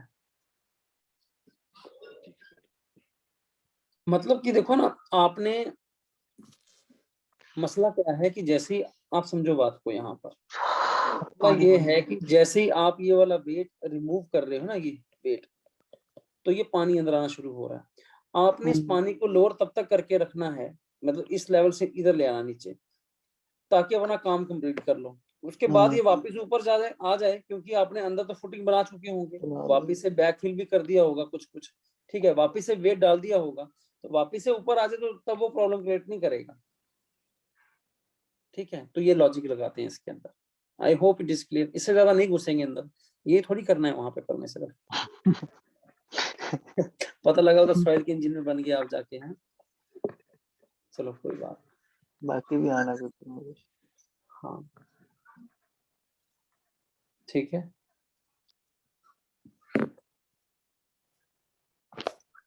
नेक्स्ट चलते हैं आगे।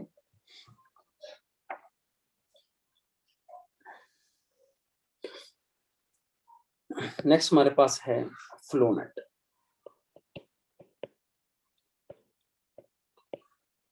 पढ़ा है कभी फ्लो नेट पहले? हाँ सुना है। जी सर। ठीक है, तो बेसिकली फ्लो नेट में दो लाइंस हम लोग ड्रॉ करते हैं। एक लाइन ऐसा, पहले मैं अभी कुछ नहीं बनाना आप लोगों ने, ठीक है, मैं ऐसे समझाने के लिए। ठीक है, तो ये जो लाइंस हैं ये मेरी क्या है, मैं 5 से डिनोट कर रहा हूँ, 5 1 5 2 5 3। इन लाइंस को मैं कहता हूँ फ्लो लाइंस या फिर स्ट्रीम लाइंस। एफएम में पढ़ा होगा आपने, स्ट्रीम लाइन क्या होता है, फ्लो लाइन क्या होता है, या फिर अभी पढ़ोगे तो उसमें फिर पढ़ोगे। फ्लो लाइन आपका क्या बताता है, किसी एक इंडिविजुअल पार्टिकल का क्या रास्ता है फ्लो होने का, that is shown by flow line. ठीक है, तो बेसिकली पानी का रास्ता है, किस रास्ते से पानी चल रहा है। ठीक, इसके ऑर्थोगोनल एक लाइन और होती है, और वो लाइन ऐसा होता है, ऑर्थोगोनल होती है ये। ठीक है, इसको हमने सपोज डिनोट कर दिया 5 1 5 2 5 3। ये जो रेड कलर की लाइंस हैं इन्हें बोलते हैं इक्विपोटेंशियल लाइंस, इक्विपोटेंशियल लाइंस।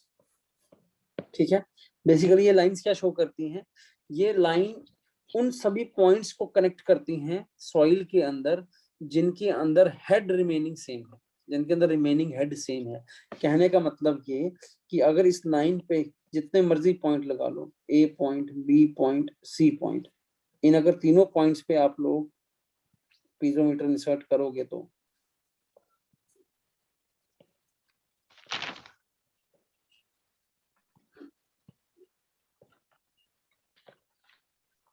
तो आपको जो भी राइज मिलेगा वो सेम मिलेगा पीजोमीटर में, एक इक्विपोटेंशियल लाइन पर। ठीक है, लेट्स से कि लाइन आपका ये ए है, ये बी है, ये सी है, और एक आप यहाँ पे करते हो इस तरह से, और मान लो कि फ्लो आपका ऐसा चल रहा है टूवर्ड्स राइट। ठीक है, तो राइट टूवर्ड्स राइट फ्लो चल रहा है। आपको पता है कि एक लाइन जिसपे ABC प्लॉट हुए हैं और एक लाइन जो डी जिसपे डी प्लॉट हुआ है, ये दो इक्विपोटेंशियल लाइंस हैं। ठीक है, तो डी वाले पर क्या होना चाहिए, नीचे इस लेवल से नीचे प्लॉट राइज होना चाहिए कि ज्यादा होना चाहिए, इस लेवल से नीचे होगा, क्योंकि जब पानी चलेगा ऐसे, है ना, ये पानी का डायरेक्शन है, जब पानी इस तरह से चलेगा तो हेड लॉस नहीं होगा पानी के अंदर, फ्रिक्शनल विस्कस, वो विस्कस के कारण, ड्रैग के कारण। ठीक है, इसे हम लोग क्या बोलते हैं, loss in head, loss of head between two equipotential lines. ठीक है, तो चाहे आप ई पॉइंट भी बना लोगे उसका, देखो अब जो डी पॉइंट का राइज है वो भी ई पॉइंट का होगा, वही एफ पॉइंट का राइज होगा। बात समझ आ रही है? इन सब का जो डिफरेंस होगा वो कांस्टेंट रहेगा, डेल्टा एच। ठीक है, और अगली अगर मैं यहाँ पे जी बना दूं, एक मैं यहाँ पे पीजोमीटर लगा देता हूं,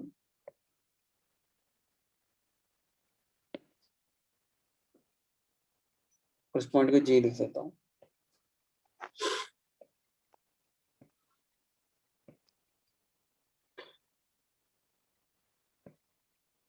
इसमें और कम होगा राइज,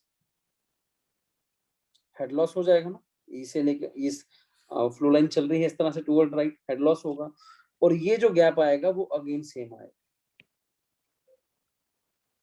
ठीक है, इस तरह से क्या है कि एक इक्विपोटेंशियल लाइन पर, जैसे एक रेड लाइन है उस पर जितने मर्जी पॉइंट हैं, उन सब का राइज इन पीजोमीटर क्या आना, सेम आना है।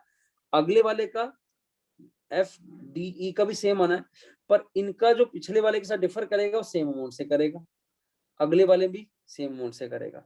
मतलब ये जो इक्विपोटेंशियल ड्रॉप हो रहा है between two equipotential lines remain same, सभी इक्विपोटेंशियल ड्रॉप्स सेम रहते हैं। इक्विपोटेंशियल ड्रॉप क्या हो गया, loss of head between two equipotential lines. ठीक है, इक्विपोटेंशियल लाइन क्या है, इक्विपोटेंशियल लाइन वो लाइन है या कंटूर लाइन है जिस पर हर पॉइंट का रिमेनिंग हेड क्या है, रिमेनिंग एनर्जी क्या है, सेम। क्लियर है ये? आवाज आ रही है आप लोगों को? Yes sir. ठीक है, अभी ये बातें सब हम लिखेंगे, परेशान मत हो। ठीक है, ये सब बातें लिखेंगे फिर से समझेंगे इसको। तो अभी थोड़ा लिखने का काम करते हैं फ्लो नेट के अंदर। ठीक है, हाथ थकेंगे आपके थोड़े से, बट लिख लो अब। तो पहला हम पढ़ेंगे प्रॉपर्टीज। मैं इसको लिखाने का ज्यादा इंटरेस्टेड तो हूँ क्योंकि इसकी हर एक प्रॉपर्टी पे क्वेश्चन बना हुआ है, बहुत इंपॉर्टेंट प्रॉपर्टी है, क्वेश्चन आता ही आता है यहाँ से। ठीक है, अगर सी पेज में क्वेश्चन बनेगा तो एक क्वेश्चन यहाँ से आने की प्रोबेबिलिटी मैक्सिमम होती है। Properties of flow net. अब सब लोग थोड़े अलर्ट हो गए होंगे, आई होप। इक्विपोटेंशियल लाइंस, लालच दे दिया जरा। ठीक है ना, वो जरूरी है देना। Equipotential lines and flow lines, पक्का बनेगा क्वेश्चन 100%, 100 मत जाना आप, क्वेश्चन छोड़ दोगे नहीं तो। अगले 10 मिनट में एक क्वेश्चन पक्का है। देखो, equipotential lines and flow lines intersect each other perpendicularly। ठीक है, या फिर क्या बोल सकते हैं, these lines are orthogonal to each other। ठीक है, ऑर्थोगोनली 90 डिग्री पे कट करेंगे एक दूसरे को ये।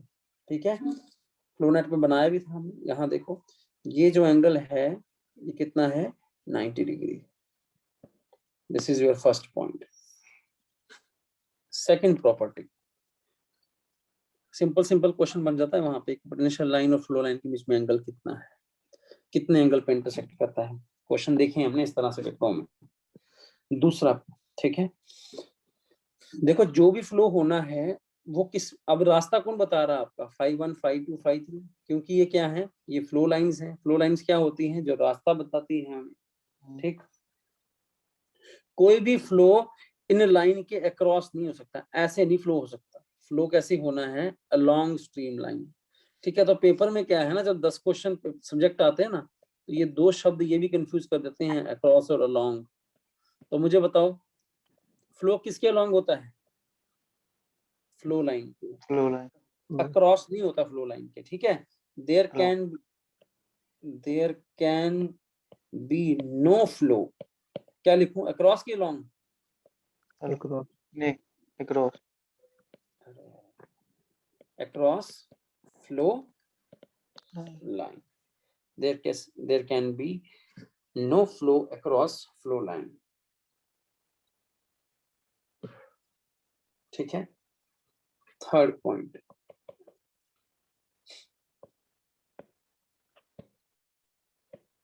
area bounded between two equipotential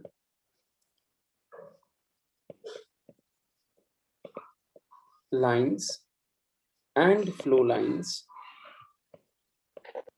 ठीक है। अब देखो किस एरिया की बात हो रही, दो इक्विपोटेंशियल लाइन, तो ये कौन कौन सा हो गया, एक ये और एक ये और एक ये और एक ये दोनों कौन सी हैं, ये फ्लो लाइंस हैं और ये कौन सी हैं, इक्विपोटेंशियल लाइंस है। इनके बीच का जो एरिया है ये, ठीक है, ये क्या बन सकता है, या तो ये स्क्वायर बन सकता है, या फिर ये क्या बन सकता है, रेक्टेंगल बन सकता है, ठीक है। इतनी बात याद रखनी है आपने, ठीक है। अभी यहाँ पे देखो, ये क्या स्ट्रेट लाइन से ज्वाइन हो रहा है क्या, मैंने ऐसा थोड़ी बनाया है, ऐसा भी बन सकता है ये। अभी कैसा बना है, ये इस तरह से, इसे कर्वीलिनियर बोलते हैं इस फिगर को, ठीक। अब देखना क्या लिखता हूं मैं, area bounded between two equipotential lines and flow lines is known as, इस एरिया को जो मैंने शेड किया था उसे कहते हैं फ्लो फील्ड, फ्लो फील्ड। तो ये येलो जो पोर्शन है ये फ्लो फील्ड है, ठीक है, flow field, which is approximately square, for isotropic medium। Isotropic medium के लिए ये आपका क्या रहता है, अप्रोक्सीमेटली स्क्वायर रहेगा। दैट मे बी लीनियर और कर्वीलिनियर,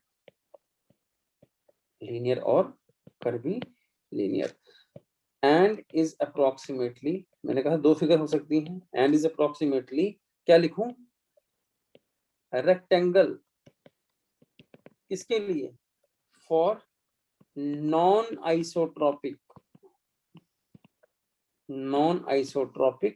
मीडियम, ठीक है। और उस केस में भी क्या हो सकता है, दैट मे बी लीनियर और कर्वीलिनियर, ठीक है। Note this point.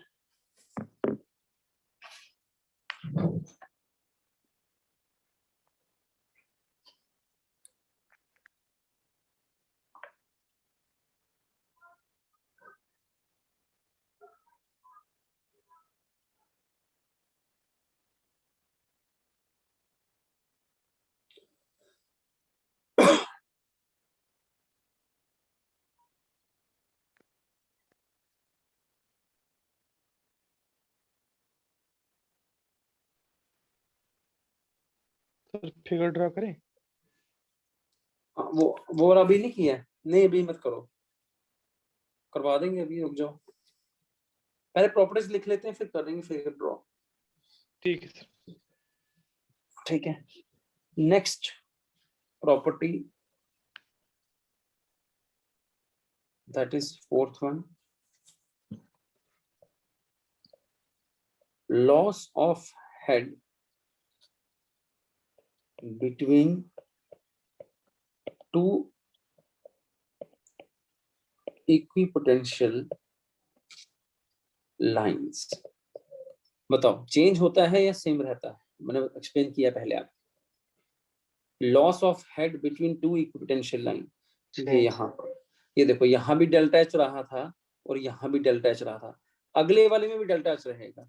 मतलब इक्विपोटेंशियल लाइंस ही ऐसी बनती हैं कि डेल्टा एच को हम क्या रखते हैं, कांस्टेंट रखते हैं। Loss of head between two equipotential line is always same, ठीक है। एंड इसी लॉस को क्या कहा जाता है, एंड इज टर्म्ड एज, मैंने बोला था पहले भी, is termed as equipotential equipotential drop. Equipotential drop note करें इसे, और डिनोट किसे किया था, डेल्टा एच से हम। This is your fourth point, ठीक है। फिफ्थ पॉइंट है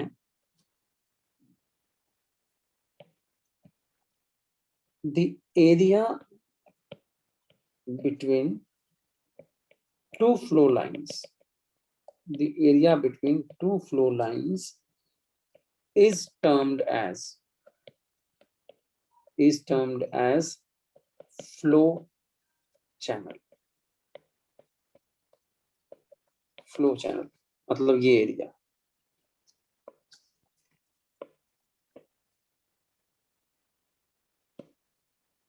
कौन सा वाला सर? दो स्ट्रीम लाइंस के बीच में या फ्लो लाइंस के बीच में जो एरिया है, इसे कहा जाता है फ्लो चैनल, ठीक है। The area between two flow lines is termed as flow channel, ठीक है। और क्या है, जिस तरह से वहां लॉस सेम है, इसी तरह से जो डिस्चार्ज निकलेगा दोनों फ्लो चैनल्स में से, इसमें से और अगले में से भी ऐसे, और इसमें से भी जो डिस्चार्ज निकलेगा वो हर एक में से सेम निकलेगा, ठीक।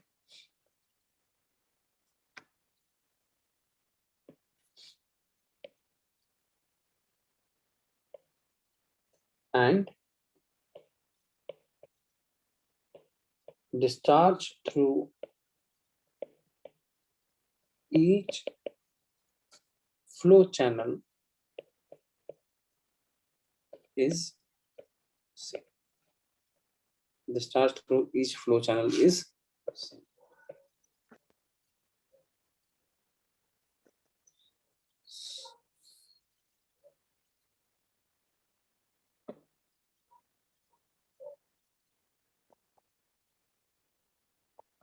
नोट कर लो इन पॉइंट्स को, अभी और भी प्रॉपर्टीज हैं, पहले इनको नोट करो। हो गया सर। हो गया।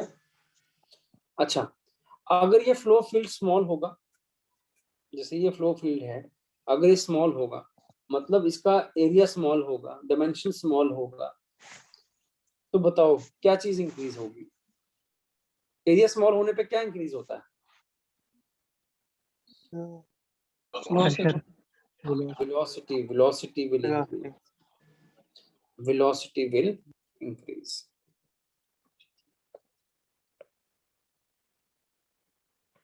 Sixth, smaller is the dimension of flow field,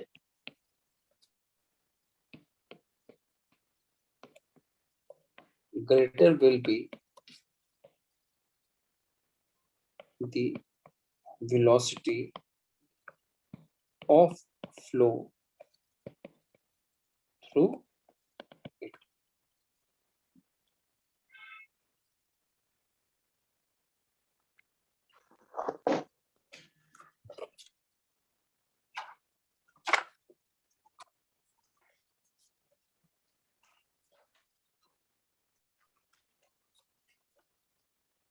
हो गया। Next property 7, if water level are reversed on upstream and downstream, ठीक, साइड और permeability of soil is changed or head under which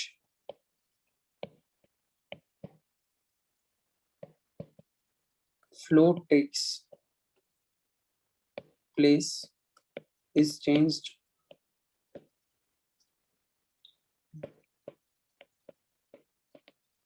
keeping the boundary condition to be same No. without altering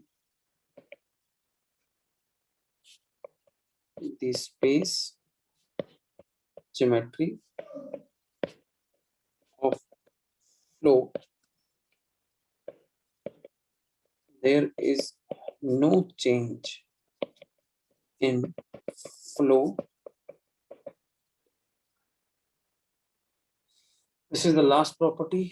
जब figure पूरा बनाऊंगा मैं dam के साथ तो शायद आपको ज्यादा अच्छे से समझ आएगा। अभी फिलहाल इतना समझ लो कि बाउंड्री कंडीशंस को अगर चेंज ना करें, ठीक, तो फ्लो नेट चेंज नहीं होगा। ठीक है, बाकी आप चेंज कर सकते हो।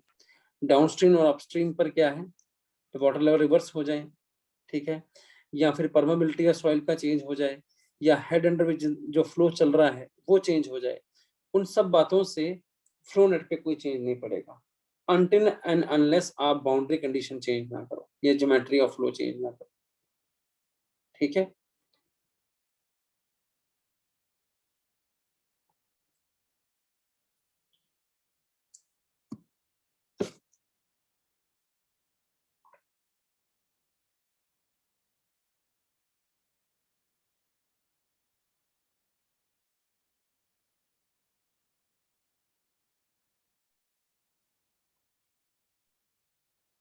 हो गया।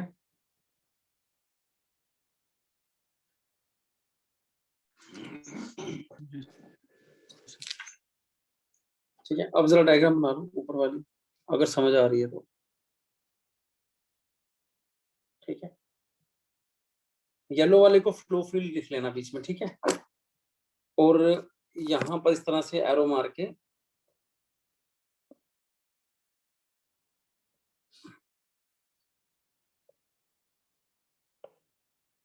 इसको लिख लेना कि ये फ्लो चैनल्स हैं,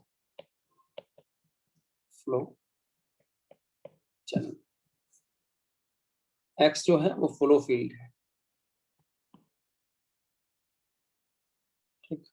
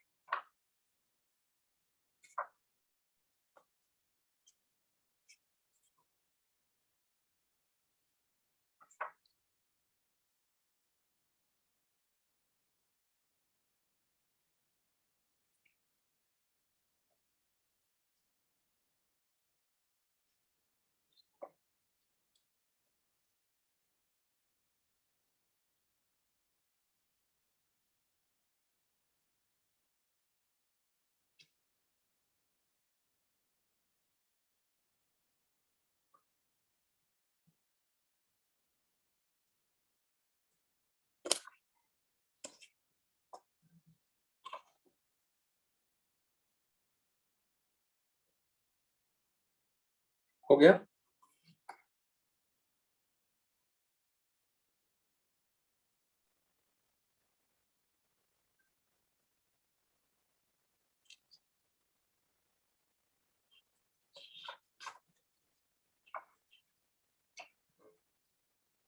done.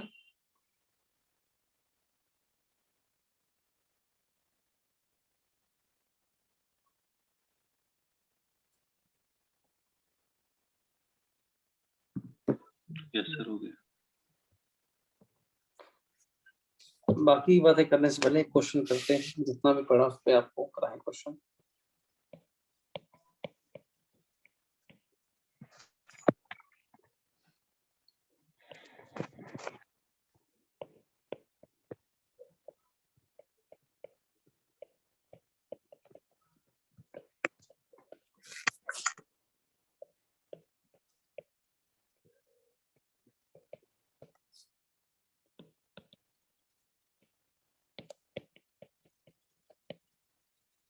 The configuration of the flow net depends upon the permeability of soil.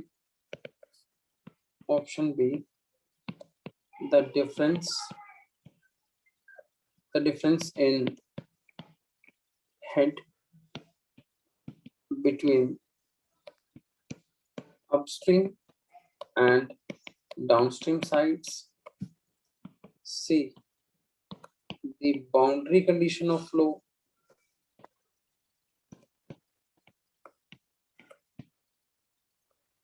And the amount of seepage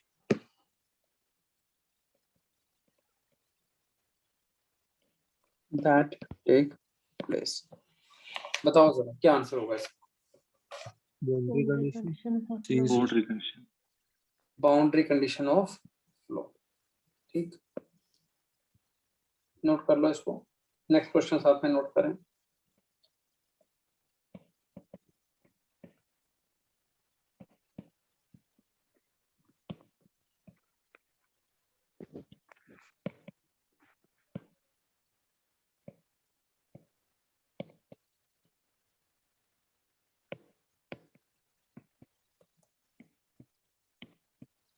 अभी तो जो लाइन लिखा है उसका मतलब समझाएं. To provide safety against piping failure. Piping failure क्या होता है? क्विकसैंड. में जो Across safety of 5. What should be the maximum permissible exit gradient for the soil with specific gravity of 2.5 and porosity of 0.35. ठीक है. Options are 0.155, 0.167, C is 0.195 and D is 0.213. किसका question है ये? Quick sand condition. ठीक है.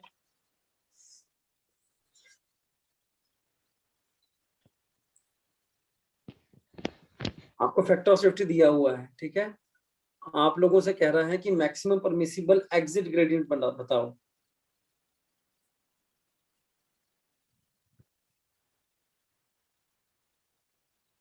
Exit gradient FOS पढ़ा आपने. Factor of safety क्या होता है? ICR upon I.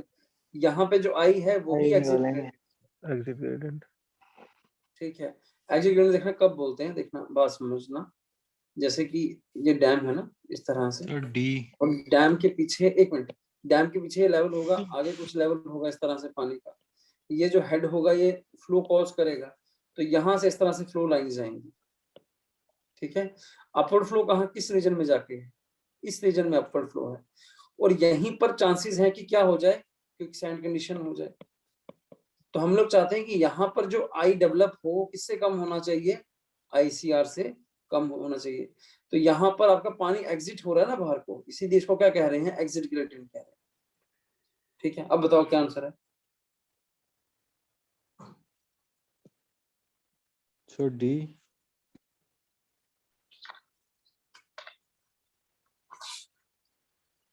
नहीं, डी गलत है.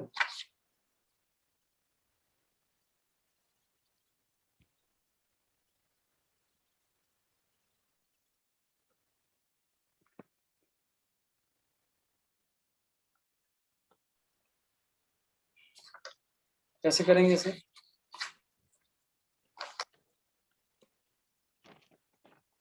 पोरोसिटी दी है ना आपको, तो पोरोसिटी से क्या वॉइड रेशियो नहीं निकाल सकते हैं? पोरोसिटी दी है आपको कितनी? 0.35.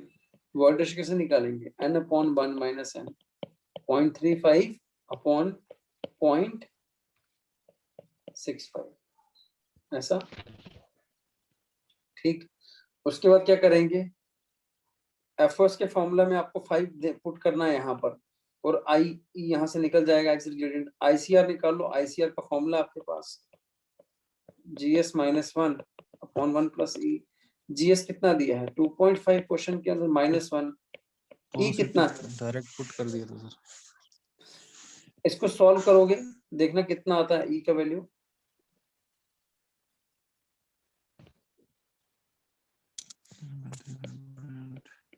ये सॉल्व करके आएगा 0.538, ठीक है।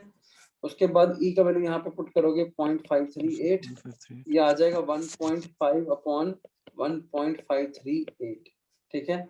ये वैल्यू आ जाएगा 0.98 इस तरह से, ठीक। अब फैक्टर ऑफ सेफ्टी लगाओगे तो वो होगा ICR यानी कि 0.98 divide by I exit. Factor of safety कितना दिया है क्वेश्चन के अंदर 5, तो आई एग्जिट निकल गया 5/0.98। 5 नहीं गलत किया ना, उल्टा करना। उल्टा कर दिया, उल्टा 0.98/5 0.196 0.196। तो ये एक एडवांस न्यूमेरिकल है, ठीक है, थोड़ा सा एडवांस न्यूमेरिकल है जेई के हिसाब से, बट इसको कर लिया तो फिर बाकी वाले अपने आप हो जाएंगे, ठीक है। बाकी वाले इसका कुछ पार्ट निकालना रहेगा, फैक्टर ऑफ सेफ्टी निकाल लो। तो मैंने ऐसा न्यूमेरिकल कराया जिसमें हर चीजें बीच में ही है, ठीक है। तो अच्छा क्वेश्चन है ये, आप इसको जरूर प्रैक्टिस करें। 0.167 0.195 ये वाला नहीं, सी पार्ट इससे 0.195।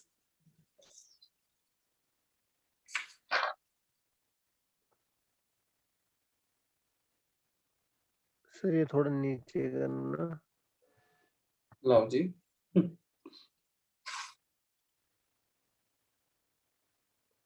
थोड़ा ऊपर।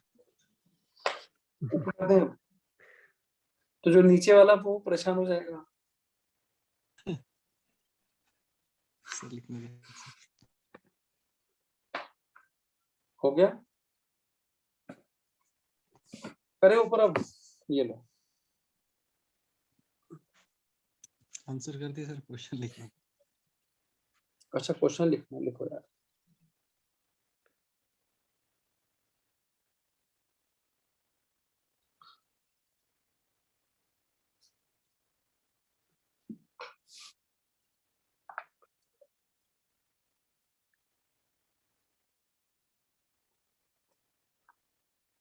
Done.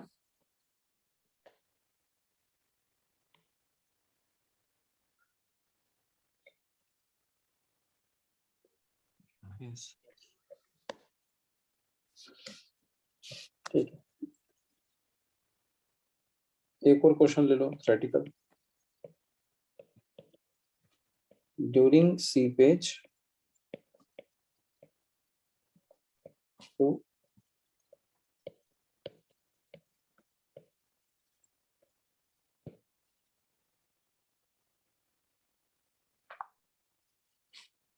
to earthen mass, the direction of seepage is option A, parallel to the equipotential lines, option B,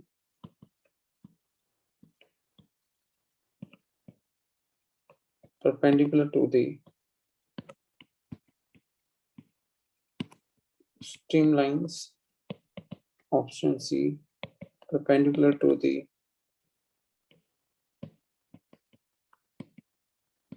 equipotential lines, and option D is along the direction of gravity। बताओ क्या answer होगा। सी। जब भी seepage होगा, ठीक है, किस उसका डायरेक्शन क्या रहेगा, अलोंग फ्लो लाइन है ना, along the flow line. along the flow line होगा तो perpendicular to equipotential line, orthogonal to equipotential line, ठीक है। बाकी कल करेंगे यार, ठीक है, आज के लिए इतना ही, ठीक है। सर हाँ जी, सर आपने जो क्वेश्चन अभी बताया ना, ये configuration of flow net depends upon the boundary conditions of flow. हाँ हाँ, सर आप प्लीज एक बार ये एक्सप्लेन कीजिए, ये बाउंड्री कंडीशंस मतलब ये मैं कह यहाँ रहा हूँ पे ना, कल क्या बताऊंगा ना, मतलब है? पूरा फ्लो नेट बनवाऊंगा ना कल। अभी तो फ्लो नेट का एक पार्ट बनवाया था आपसे, कल ठीक है बनाऊंगा, ठीक है उसको सर, बताऊंगा, फिर आपको समझ आ जाएगा उसी टाइम, ठीक है। ठीक है सर, ठीक है। अभी तो सर उसमें काफी कल चीजें क्लास करनी है। आपको इधर नीचे कर देना सर। कल मेरी क्लास नहीं है वैसे तो, हाँ जब भी क्लास होगी मेरी नेक्स्ट, उसमें समझाऊंगा, ठीक है। Okay sir. हाँ वो अभी मैंने फ्लो नेट खत्म थोड़ी किया है, फ्लो नेट का भी फॉर्मूला पढ़ना है, उस पर क्वेश्चन आता है, बहुत कुछ है, ठीक है। फिलहाल मैंने क्वेश्चन आपको सिर्फ ये लिखवाया था, उसके बेस पे करा दिया। ट्रेलर दिखा दिया, बाउंड, हाँ ट्रेलर दिखा दिया, पिक्चर अभी बाकी है। कह रहा हाँ, ट्रेलर दिखा दिए सर। एक बार नीचे करना सर, एंड वाला, लास्ट वाला क्वेश्चन। ये वाला, हाँ सर, लास्ट में स्क्रीनशॉट कर लेना सर, एंड वाला जो अभी ड्यूरिंग सीपीएच है। ये वाला, नहीं सर, वही सर, यही ड्यूरिंग सीपीएच सर, जब भी सबसे लास्ट में, सबसे एंड पे ये वाला। यही है एंड है, आगे एंड नहीं। हाँ हाँ सर, ये मंडे को लोगे? हाँ मोस्ट प्रोबेबली तो मंडे को ही होगी। अच्छा, टेस्ट कब देना सोम का आप लोगों ने? सर उसका आहिस्ता आहिस्ता रेडी कर रहे हैं ना, आपने कहा ना पूरा देना, हम सर्वे का दे देंगे तो मंडे को किसका टेस्ट दोगे? मंडे को सर्वे का दोगे? सोम का किस दिन दोगे? डेट बता दो फिर मुझे, दिन बता दो किस दिन सर दोगे। आप नेक्स्ट संडे, अगले ट्यूसडे दे देंगे। नेक्स्ट ट्यूसडे, अगर सब रेडी होता है चलो बता देना, उसमें डिस्कस करके बता देना व्हाट्सएप पे, ठीक है।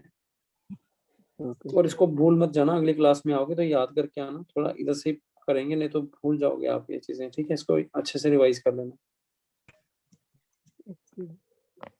चलो फिर गुड नाइट, ओके।